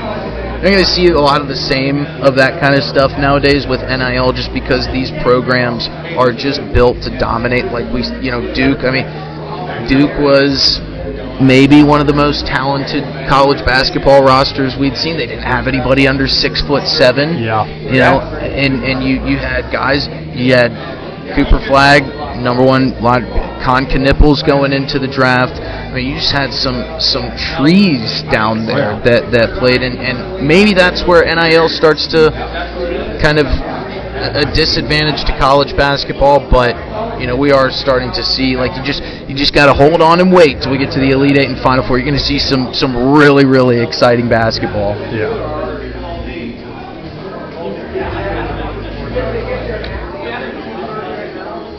So Big you're fish. an Alabama fan? I am. Okay, I am a Kent State fan. Okay. Because Saban ties there. The only reason was last season they went 0-12. And I watched the last 3 games at our local bar and egg, our Millie's. Shout out Millie's. And Jay Michelson and I, the owner, I was sitting there one night, nothing on. Freaking Kent State's playing. They're playing Akron. On like a Tuesday night? Tuesday night, nothing on, so I turned it on, and they are just getting handled by Akron, dude. I'm like, I have to watch until they win. There's 3 games left. Yeah. I watched every one of those games, and they lost every one of them games. And you're going to be right in front of your TV for their first game next season. I'm hooking up the horses to the wagon on that one. I love that. That's going to be the one. They're going to come in as an underdog, and are you thinking money line? You're thinking money line Kent State first game of the season?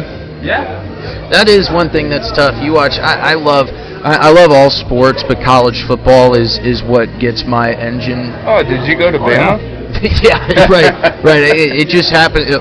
Quite a coincidence, but like Tuesday night Maction, I'm here for it. Yep. And I love turning on a game, and there's 1,000 people in the crowd. It's 28 degrees, and it is just, you're just like, that's college football in its purest form right there. That's guys playing for the love of the game, can't feel their fingers, Tiger Balm on the arms to stay warm. Oh, yeah. But it's, you can't beat Tuesday night action. And it's tough because I was thinking about this the other day. All I can think about is college football sometimes. We're eons away, it feels like, from having kickoff of the 2025 season again. And especially now with Kienholz, we've got footballs flying all over the place, jerseys everywhere. I just want football back. Yeah, exactly. That's the hard part about this time of year is let the USFL, though. I mean, it helps out a little bit. Who's watching that? I'm watching once in a while. Not a big fan of the UFL. UFL, not USFL? No, with the merger with the XFL, they changed to the UFL. Can't even keep up. I can't even keep up with what leagues are still. Yeah. What's defunct, what's actually still going on? Like, I don't even know. I have a special appreciation for the USFL as a Cowboys fan. They gave us Brandon Aubrey and Cavante Turpin. So maybe the greatest kicker of all time? I mean, Justin Tucker has really tarnished his reputation with last season's performance.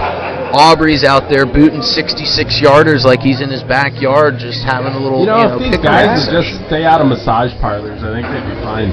It helps. It helps out a lot. I was going to say, I don't think anything's, they always say nothing good happens after midnight. I was going to say nothing good happens at the massage parlors, but... Time for Deshaun. Or Robert Kraft. Yeah. or the 22 accusers of Deshaun, or the Cleveland Browns for that matter. Oh, man. Or the city of Cleveland. I mean, everybody lost in that situation. Yeah. I mean, except for Deshaun, he got $230 million. I mean, shout out to his agent. That's a hell of a dude. Shout out to his lawyer, too. His lawyer, too, yeah. Yeah, shout out to the Houston Texans in the city of Houston getting rid of Predator. That had to feel really good. The city breathed a little easier that night. So who's your NFL teams? Cowboys. Cowboys, that's right. Die-hard Dallas Cowboys fan. Okay. Through and through, all the way through. Okay. Where do we stand on Dak Prescott? Quarterbacks look a lot better when they're being blocked for, and blocking looks a lot better when you're not the highest paid quarterback in the league and your efficiency has you about 7th or 8th. Well, Dallas used to be so offensive line centric. That used to be one of their big key selling points was we've got the best and the nastiest and the meanest offensive line in the league. Yep. Absolutely. And I think Dak was taking snaps behind that, and as I think the years that team have gone that he on, walked into, that Romo team, it's hard to keep an offensive line core together for that long, and it's hard to find really good ones. Yeah, and you've got to really hit on those. Revamp on the O-line right now. We're looking really good with our 3 Tylers. Tyler Smith, Tyler Guyton, and then Tyler Booker, who we just added the other night. Roll Tide. You got a good Roll one. Tide roll. You got a good one with Tyler Booker. Yeah, there was a couple of looks, and then people were kind of talking about, maybe his feet are a little bit too slow. Dude, that guy plays nasty and he plays hard. And that's really what you need. And one thing that's interesting is offensive linemen don't love to pass block. They want to go out. They want to go downhill and they want to eat. And I love coaches that understand that philosophy and take care of their offensive linemen because especially in today's NFL, it's everything is air raid. Especially now we are kind of seeing a transition. I mean, look what Philadelphia did with Saquon Barkley. They just kind of said. It's refreshing to see when coaches have something working and they say, if it ain't broke, don't fix it. You see coaches that often try to just tinker with things here and there, and I gave Sirianni, and you and I are kind of probably on the same page with Nick Sirianni, can't really stand the guy, but I couldn't tell if, and I think I was proved wrong, I couldn't tell if the guy was just the most obnoxious head coach ever, or if he was an evil genius. because it seemed like every week there was something in the media about Nick Sirianni yelling at fans or calling out the Chiefs walking down the huddle or doing something different. Right. But I'm thinking, is this guy just can't get his foot out of his own mouth, or is he taking the attention off of his other players and taking the spotlight off those guys and letting them just be? And I think I proved I looked like the idiot in that one, and I had to apologize on players' perspective to Nick Sirianni because I was wrong. I thought, this guy is more of a cancer to his team than he's helping. And they go and they dominate the Super Bowl. Maybe one of the most dominant Super Bowl performances I've seen in my lifetime. Absolutely. Yeah. Outside of Seattle and Denver, I can't think of one that was just more lopsided. But, looking at Denver, they did that against Peyton Manning, an aging quarterback who couldn't throw the ball downfield. Now, granted, Denver won one with Peyton when he was kind of the same way. But, for Philly to do that against the Chiefs, going for the three-peat, being a Bills fan, I wasn't alive for the 4 Super Bowls, but maybe the Chiefs just kind of ran out of gas when they got to the third. There's a reason that there hasn't been a three-peat Super Bowl winner in the NFL. It's extremely tough to do. It is extremely tough to do. No, we didn't. We did not get food. Well, I'm good. Thank you. I'm all good. I'll probably get some on my way out. No, that's okay. If you're not here when we're done, I won't hold it to you. No, that's okay. Thank you so much. Free form, free flow. Shout out Richie Z's. Richie Z's is the premier barbecue here in Pierre. They've got a great atmosphere. Oh, great and it's so food. needed too. So necessary. Yeah, you have to have a good barbecue place. And I live on the street of Richie Z's. And I'll intentionally drive by just to get some free smells. Oh, yeah. Because Smart man. You have to. From the ATL, from Texas. We don't know barbecue like Texas. Georgia doesn't know barbecue like Texas. Texas barbecue is Man. on a different. Texas barbecue is on a different tier. Like we have some good hole in the wall barbecue places in Georgia. Yeah. But it's part of the culture in Texas. Yeah, it's a little different, and it's very meat oriented. Yes. It's not the sauce. It's not the sauce. It's not about the mac and cheese. It's not about the coleslaw. Yes, that stuff is good, but you gotta focus on what brings the people in, and that's the meat. Like for us up here, a steak at a restaurant.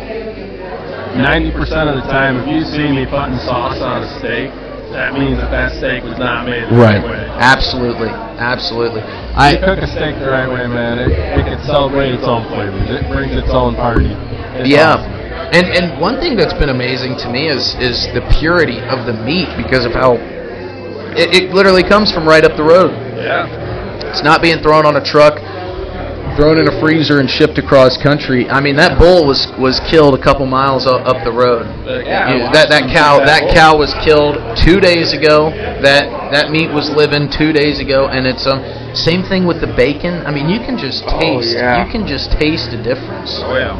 And God, absolutely. And being a huge meat eater and loving steak, like I learned this from my dad. I learned my cooking skills from my dad. But whenever I go to a steakhouse, I'll get fish or I'll get something other than steak because I feel like I can cook just as good of a steak for a quarter of the price at home. Exactly. So I'm going to try to get something at the steakhouse that I don't necessarily know how to cook at home, or I can't do it at that same level because I can cook this ribeye or this fillet for just as good, maybe even better, for $60, $80 cheaper than I'm getting it at this restaurant. Exactly. Big Fish, welcome back. Hey, buddy. Big You have Fish, welcome fun? back to the pond, buddy. Oh, yeah. Getting in with the old Kienholz family. Gracious enough to know them beforehand, and great people, all of them. You're not kidding. Just watching your interactions with everybody, it's been really, really nice. Really, really call good you a stuff field to see. reporter, man. He's making connections. He's networking out there. He's our guy. Well, last night they were laughing because Lincoln got a new puppy. Hey, hold on. Sorry to break this. Yeah. Oh yeah, you need to pop in here real quick. The man who made it happen. All right, Art's a little busy. And that was talking with Arthur. He popped in and he popped out. This segment presented by Fresh Huddle.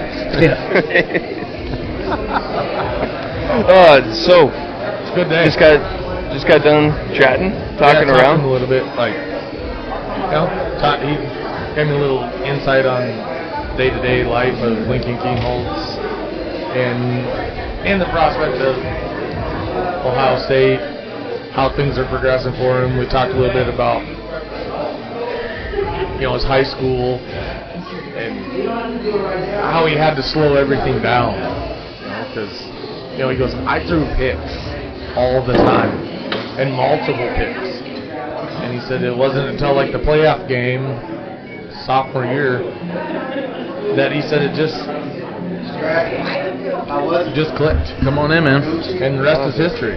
And the rest is history. In the meantime, still making history. It's fun.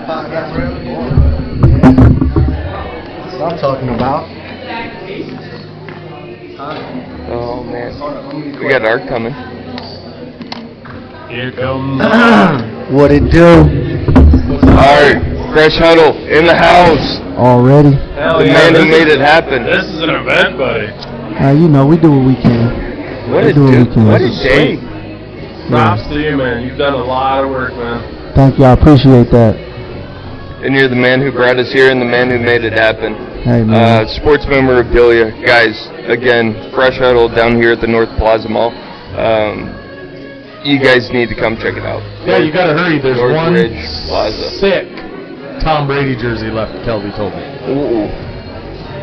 One. Tom Brady jersey left. Just one. I wonder why. It's crazy. I wonder why. No idea. No Okay. clue. How you feeling about today? I'm feeling pretty good, man. I think the community was very supportive in showing up and supporting the YMCA youth football program as well as PARS. And there was just a lot of love today. A lot of people, just like a lot of love, man. That's all I could feel. I just feel real warm and real tingly inside. And yeah, man, I'm just thankful. Hell yeah. I mean, we've been having a great time watching everybody come through. Just kind of seeing everything go on. I mean, it's extremely admirable what you've brought to the community and to this place. And the fact that this just started as an idea in your head and now it's come to fruition, I don't feel like I'm in a place to say I'm proud of you, but like, I'm fucking proud of you, dude. Hey, man, I That was my appreciate first it. F-bomb of the podcast. Inspirational, dude. Thank you. Hey, man, without God on my side, I mean, none of this would be possible. None of Everything this. starts with a dream, too. Yeah. So, And all glory to God for providing those dreams. man, thank Making God it for that. I'm thankful for Fish. I'm thankful for you. I'm thankful for Frosty. All you guys, because we're all taking part in this community project. And, you guys are super good people. I wouldn't have anybody here other than you guys. If I had a choice, it would be you guys for sure. So, Hell You're the yeah. man. You're the man, Art. And we're sporting that YMCA football. And we touched a little bit on that. Gray Zabel started there. Lincoln Kienholz started there. So it shows these kids all across. You don't have to be in the heart of California. You don't have to be in the heart of Texas or Florida. Like, you have to hard work and the basic fundamentals to start with that we're getting these kids.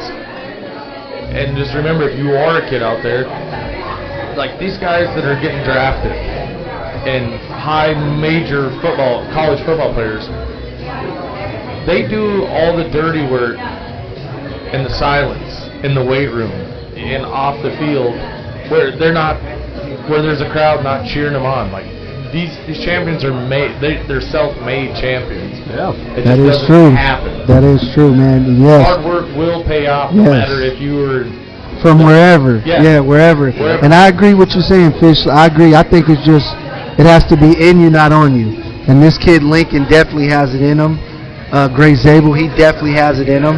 And it doesn't matter if you're from the East Coast, the West Coast, or in between. Mm-hmm. If you're a good person, it's going to show. If you're a great athlete, it's going to show. And these guys are show and prove. So to do this was an honor for me, to bring Lincoln here and be able to give to this community that I'm now a part of. And I'm just so grateful and thankful. The community is so supportive, and they show so much love. So I feel like it's only fit that we do the same and we keep that love train going, baby. Amen, brother. Yeah. Amen. Yeah. And the big thing, like the last thing I'll touch on here, with like just knowing Lincoln and Gray, like if you're a great athlete, stay humble and stay grounded. Yep. Like, don't get bigger than you are. That's it. Don't be shadur. Don't build a custom draft That boy is playing a lot of Catan. Hey, I'm going to let my boy hop back on. I got stuff to do. I'm busy. Right. I appreciate y'all. Much you, love, Art. much respect. Hey. Big Dad's Volley. Keep doing your thing. Art from Fresh Huddle, the man who made it all happen. This just in, it's Justin. That guy's passionate. Oh, yeah. That guy's got some passion, man. Dude, he's never had a bad day in his And I life. will say this, and I'm not just saying this because he's been our host for this whole thing, but you go into sports memorabilia shops, they always have great stuff. Sure. They always have, because we're sports nuts. We love stuff like that, especially retro stuff. You look at the prices, and you're like, what?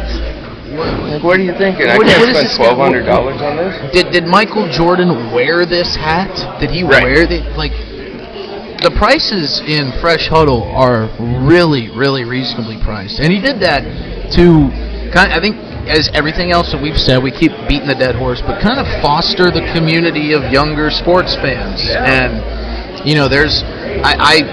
I'm always looking at stuff that I want to buy, but I look at the prices and it deters me. I left when we came to meet with him for the first time with like 3 different things, because I was like, little Bill's helmet, $35. I've seen other places for $120. It's just like he's doing it the right way. And like every one of our sponsors and your sponsors that we read out today, easy guy to get behind.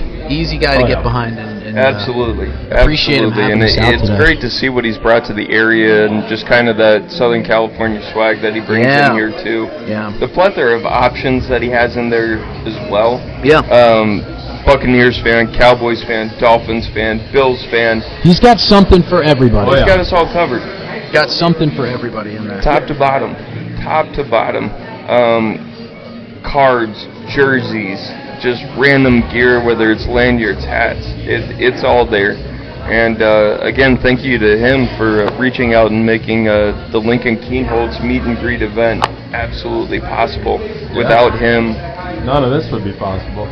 none of it would have happened. None of it would have happened. Speaking of memorabilia, what's like your guys' one piece of, if you had to get rid of everything else you had, but you get to keep one thing, what is that one thing for you guys that you would keep? Oh, I got mine in mind. I'll let you guys go first. My one piece. Yeah, you get to keep one, you have to get rid of everything else. My authentic MJ jersey from the 97 run. That's a good one. Is Damn. it white? Is it white, red, Team USA? Red. Classic. Fantastic. It is buried in a closet with sweatshirts and everything around it and a coat over it because I don't even like the air barely getting to it. Can't blame you on that. Loves it so much he lets no one see it. Just keeps it where nobody can touch it, no one can see it. Private collection only. In a fireproof box 100 yards away from the wills and everything I make else. sure I burn the grass around it and then put it in there just to be safe. That's a smart man right there. That's taking care of your memorabilia. You got one? Frosty, what you got? Mine would be my autographed Bob Greasy football. Hey. Miami Dolphins. It's got all their championship stats, as limited as they are, but very nice ball. And right next to that would be it's not an autograph deal, but it's a 2004 alternate Dolphins jersey. And it's Ricky Williams. Ooh, nice. One of Shout my out favorite Ricky. running backs for Shout the out old for Fins right there. I had a picture of some old. It was a collection of, like, at the time, Pro Bowl players, and Ricky Williams, they had an action shot of him, and I just would look at that as a kid and think, how does someone tackle this guy running full speed at you? How does someone break down and have the guts to try to form tackle? The guy's biceps looked like the size of my waist. Oh, yeah. I mean, he was so quick and so fleet on his feet. Ricky Williams was a fun one to watch. Man. He was a fun Dolphin to watch. He man. was. I should say maybe it is a tight race. Because when I was about Kelby's age, I got to meet the Los Angeles Lakers cheerleaders. Ooh. I really didn't understand how cool that picture was. You get older. He doesn't remember who the Lakers were playing. He doesn't remember what the final score was. Nope. But I got a picture with all the cheerleaders. Attaboy. That's Justin? a golden photo that you have to hang on to. What do you have in the repertoire? I think so you guys know about the gnomes at the Masters, right? The gnome craze. Oh yeah. Sorry. So I've got 3, and those would be just because of the value that they might have one day, and Sure.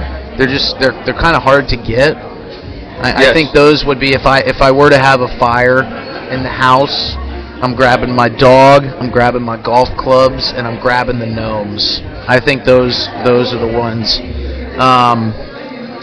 Dog lover, sports lover, you fit in really well here, brother. Yeah. For what? Here in Pierre or here on Fundayz? Here on the Fundayz, podcast. yeah. Here on the podcast, you fit in really look, well. we're all dimple heads, right? We all love the game of golf, whether we're great at it or we're terrible at it. Yeah. I will say, I don't know if you've heard of this happening in Texas, but with COVID, everybody's playing golf now. Oh, it exploded. It exploded. Now the prices have shot through the roof. Sure. It's impossible to get a tee time. Luckily, that hasn't happened here in South Dakota. I tell my buddies, Hillsview Golf Course is still $32 to play around. You know, like that's what a bucket of range balls costs now at any course you go to in Atlanta.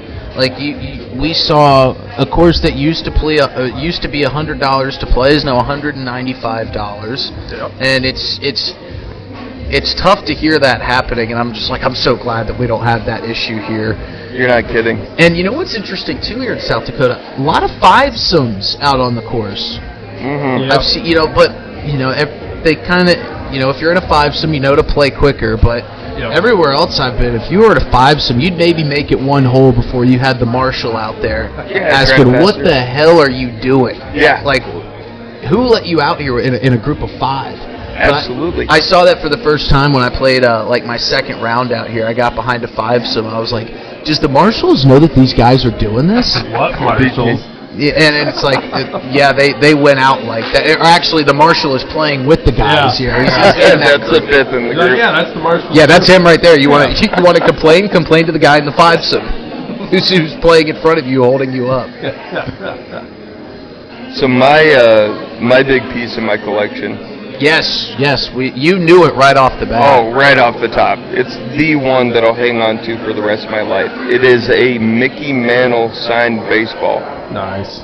So my grandpa got to play golf with him at Sleepy Hollow Golf Club Great course. down in South Dallas. Shout out South Dallas, Duncan Bill.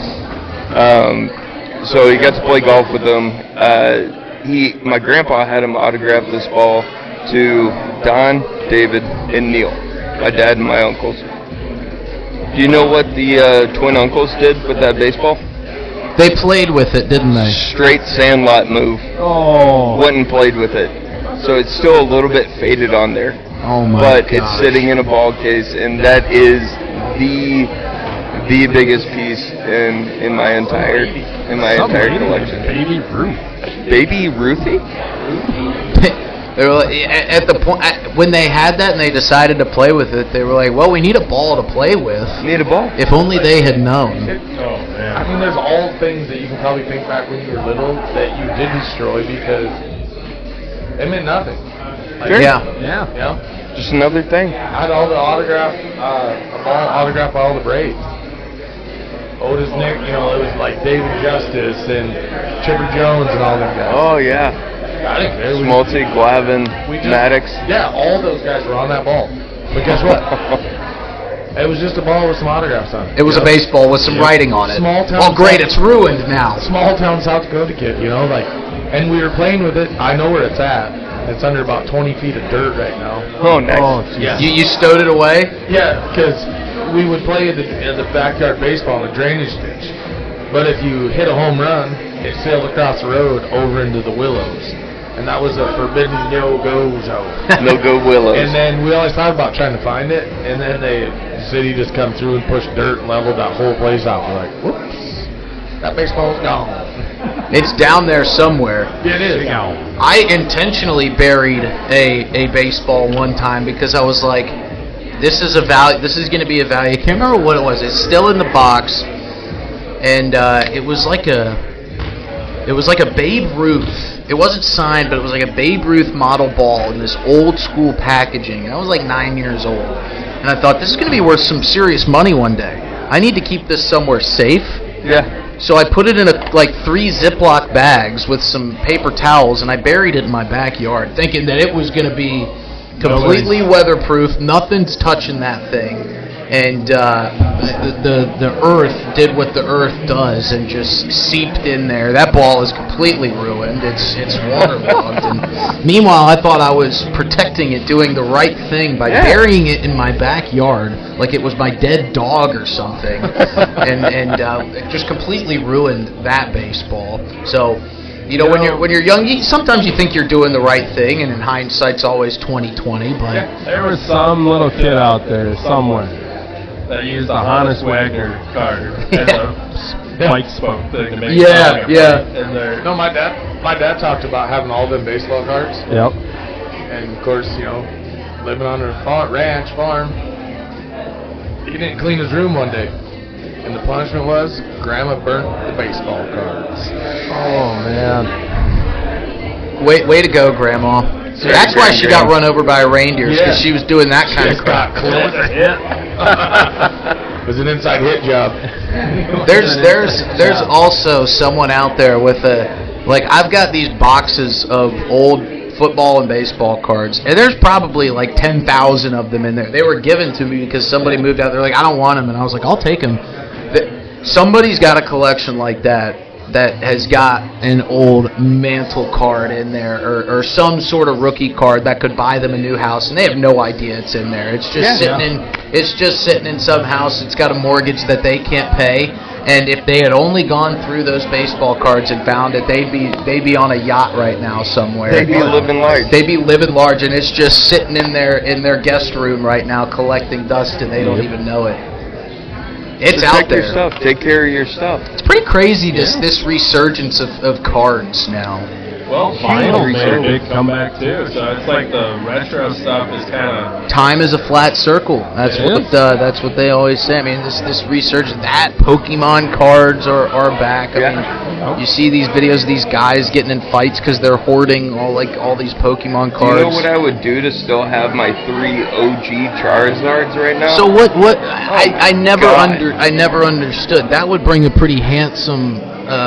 Charizard was a lizard. What was it there? The Charizard card. It's pretty bad. Had 3 OG No Charizard wonder they're cards. so That's valuable. all I know about and that was bought them at Toys R Us. That's got to bring I imagine that those would bring in a nice little check. Oh yeah. Nowadays, I have no idea what the market is on those. Logan things. Paul, didn't he have one on his? He had some necklace or something during WrestleMania. Yeah, he had a chain where he had his holographic Charizard on there, and he was showing it off, and I was like, man, I had 3 of them when I was 11. What's that? I think he paid $1 million for it or something. Yeah, Wasn't it fake? Good God. Didn't he get sold some fake cards or something like that? That'd be a rough one. Oh man, I can't keep up with Logan Paul. But I should sell him something. I don't think we shout out want to Logan Paul and Prime. Whoops, I just talked bad about it. My bad. I don't keep up with Logan Paul. I can't drink Prime. I've tried it. It's quite sweet. I've never tried it. I go with the sugar-free stuff. Smart man. Sugar-free Powerade Zero from Coca-Cola, one of our sponsors. Yeah, we're getting up there in age. We've got to start leaning towards the sugar-free stuff. We're getting there, boys, whether we like it or not. I know. But with that is some insight and Check wisdom. engine light comes on. Yeah. You gotta take care of it. Don't wait till it's blinking. And as we start to come to a close, any wrap-up points that we want to go through? Be a good human. Be a good human. Make someone say hi to somebody on the street today. Yeah. Easy enough. Here in South Dakota, they're going to say hi to you, so you better say hi back. And mentioning YMCA football again and YMCA sports. football. These kids that are, like, if you're discouraged, go through the process. Keep sticking with it. As Macho Man Randy Savage put it best, the cream always rises to the top. Oh, yeah. Oh, yeah. And when you said youth football, like, even if you got a kid that might not want to be playing, get him out.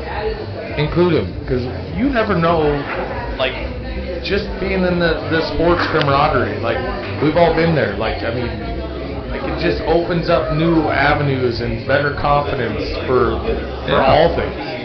Yeah, it teaches you to be a part of a team. Yeah. One thing that we've really pushed on players' perspective that we've seen a lot of in a lot of our guests who are successful college athletes, we've had some professional athletes on, they all were multi-sport athletes. Yep. And they all did different things. They didn't pigeonhole themselves into one sport. And that, you know, we haven't talked much baseball, but that's one thing that concerns me with baseball. You got kids that are pitching for 11 months out of the year. And there's no wonder that Tommy John surgeries are up and arm injuries. When you are a multi-sport athlete, you're working out muscles you didn't even know you had. Yep. And they one thing I've continued to hear from these athletes is because I played this sport, it helped me in this sport. You know. Amen. And a great point too is the camaraderie. You build friendships that, especially in football, but and really across all sports, you build friendships that last on, you know, for much. My friends from high school are still the guys that I played football with, and the guys that I played baseball with. Not so much the guys that I was cutting up in study hall with. You know, it's those relationships that kind of, you know, They carry. become your brothers. They really do, because you go through some stuff that you really don't go through in any other aspect of life, and you do it together and all kind of in the same Misery spot. loves company, man. Absolutely. And if you suffer through it together, it just makes you that much it's better a bond together, that you never thought you'd create, and you know, that's why I love to see the golf podcast is and getting younger guys into golf. You know, it carries you through. You go out and you're doing a business deal or something like that, you know how to play golf, it kind of boosts you up a little bit. Helps a ton. It really does. And then with those guys you played high school sports with and maybe even college athletics with, when you can't play those sports any longer, you can still play golf. And you get out and you just knock a few balls around with the boys. And it's hard to beat. You know, 4 hours out on the course with your best friends on a sunny day, sunny weekend, Saturday. It's hard to beat. It's hard to beat. Absolutely. All right, boys. I think we're at a good spot. Thank you again. We are live from the North Ridge Plaza, wrapping up. Thank you to the Long Branch and Richie Z's Barbecue for catering today's event. We want to give a shout-out to Body Canvas Studio, Coca-Cola, Tire Muffler Alignment of Pierre, Riddles Jewelers, and their Levion event. Alpha Juliet Media, thank you again. Farmers Insurance. This has been the Lincoln Kienholz signing event presented by Fresh Huddle. Proceeds from this event have benefited Feeding South Dakota and the YMCA. As always, this is Fundayz Sports. Thank you so much for joining us, Justin. Guys, thanks for having me. This was a ton of fun. You guys run a really fun program here, and you know, to all your listeners, this is you guys get you in the Alpha Juliet studio. What's that? Wait till we get you in our studio. I'm looking forward to it. Alpha Juliet studio. It'll be a great time. We'll have a great time. You guys can come by. You're welcome at DRG Media Group anytime. But yeah, thanks for having me on and letting me hang out with you guys for the afternoon. This was a great time. Hell yeah. Fundayz Sports, that's where it's at. That's it. If you guys want to grab any merch, remember, head over to fundayzsports.com. Fundayz.com. We've got a Fundayz buy Sports. 2 get 1 50% off deal that's going right now. That's code TRIPLEPLAY. So for all of your sportswear needs, make sure you hit us up. Big Fish, Stay frosty. thank you again, brother. What the hell, man? You just ripped that one out of his hands. Just rip the line. We'll see you guys Love later. you guys. It's been We'll great. see you next time. Good. Laters.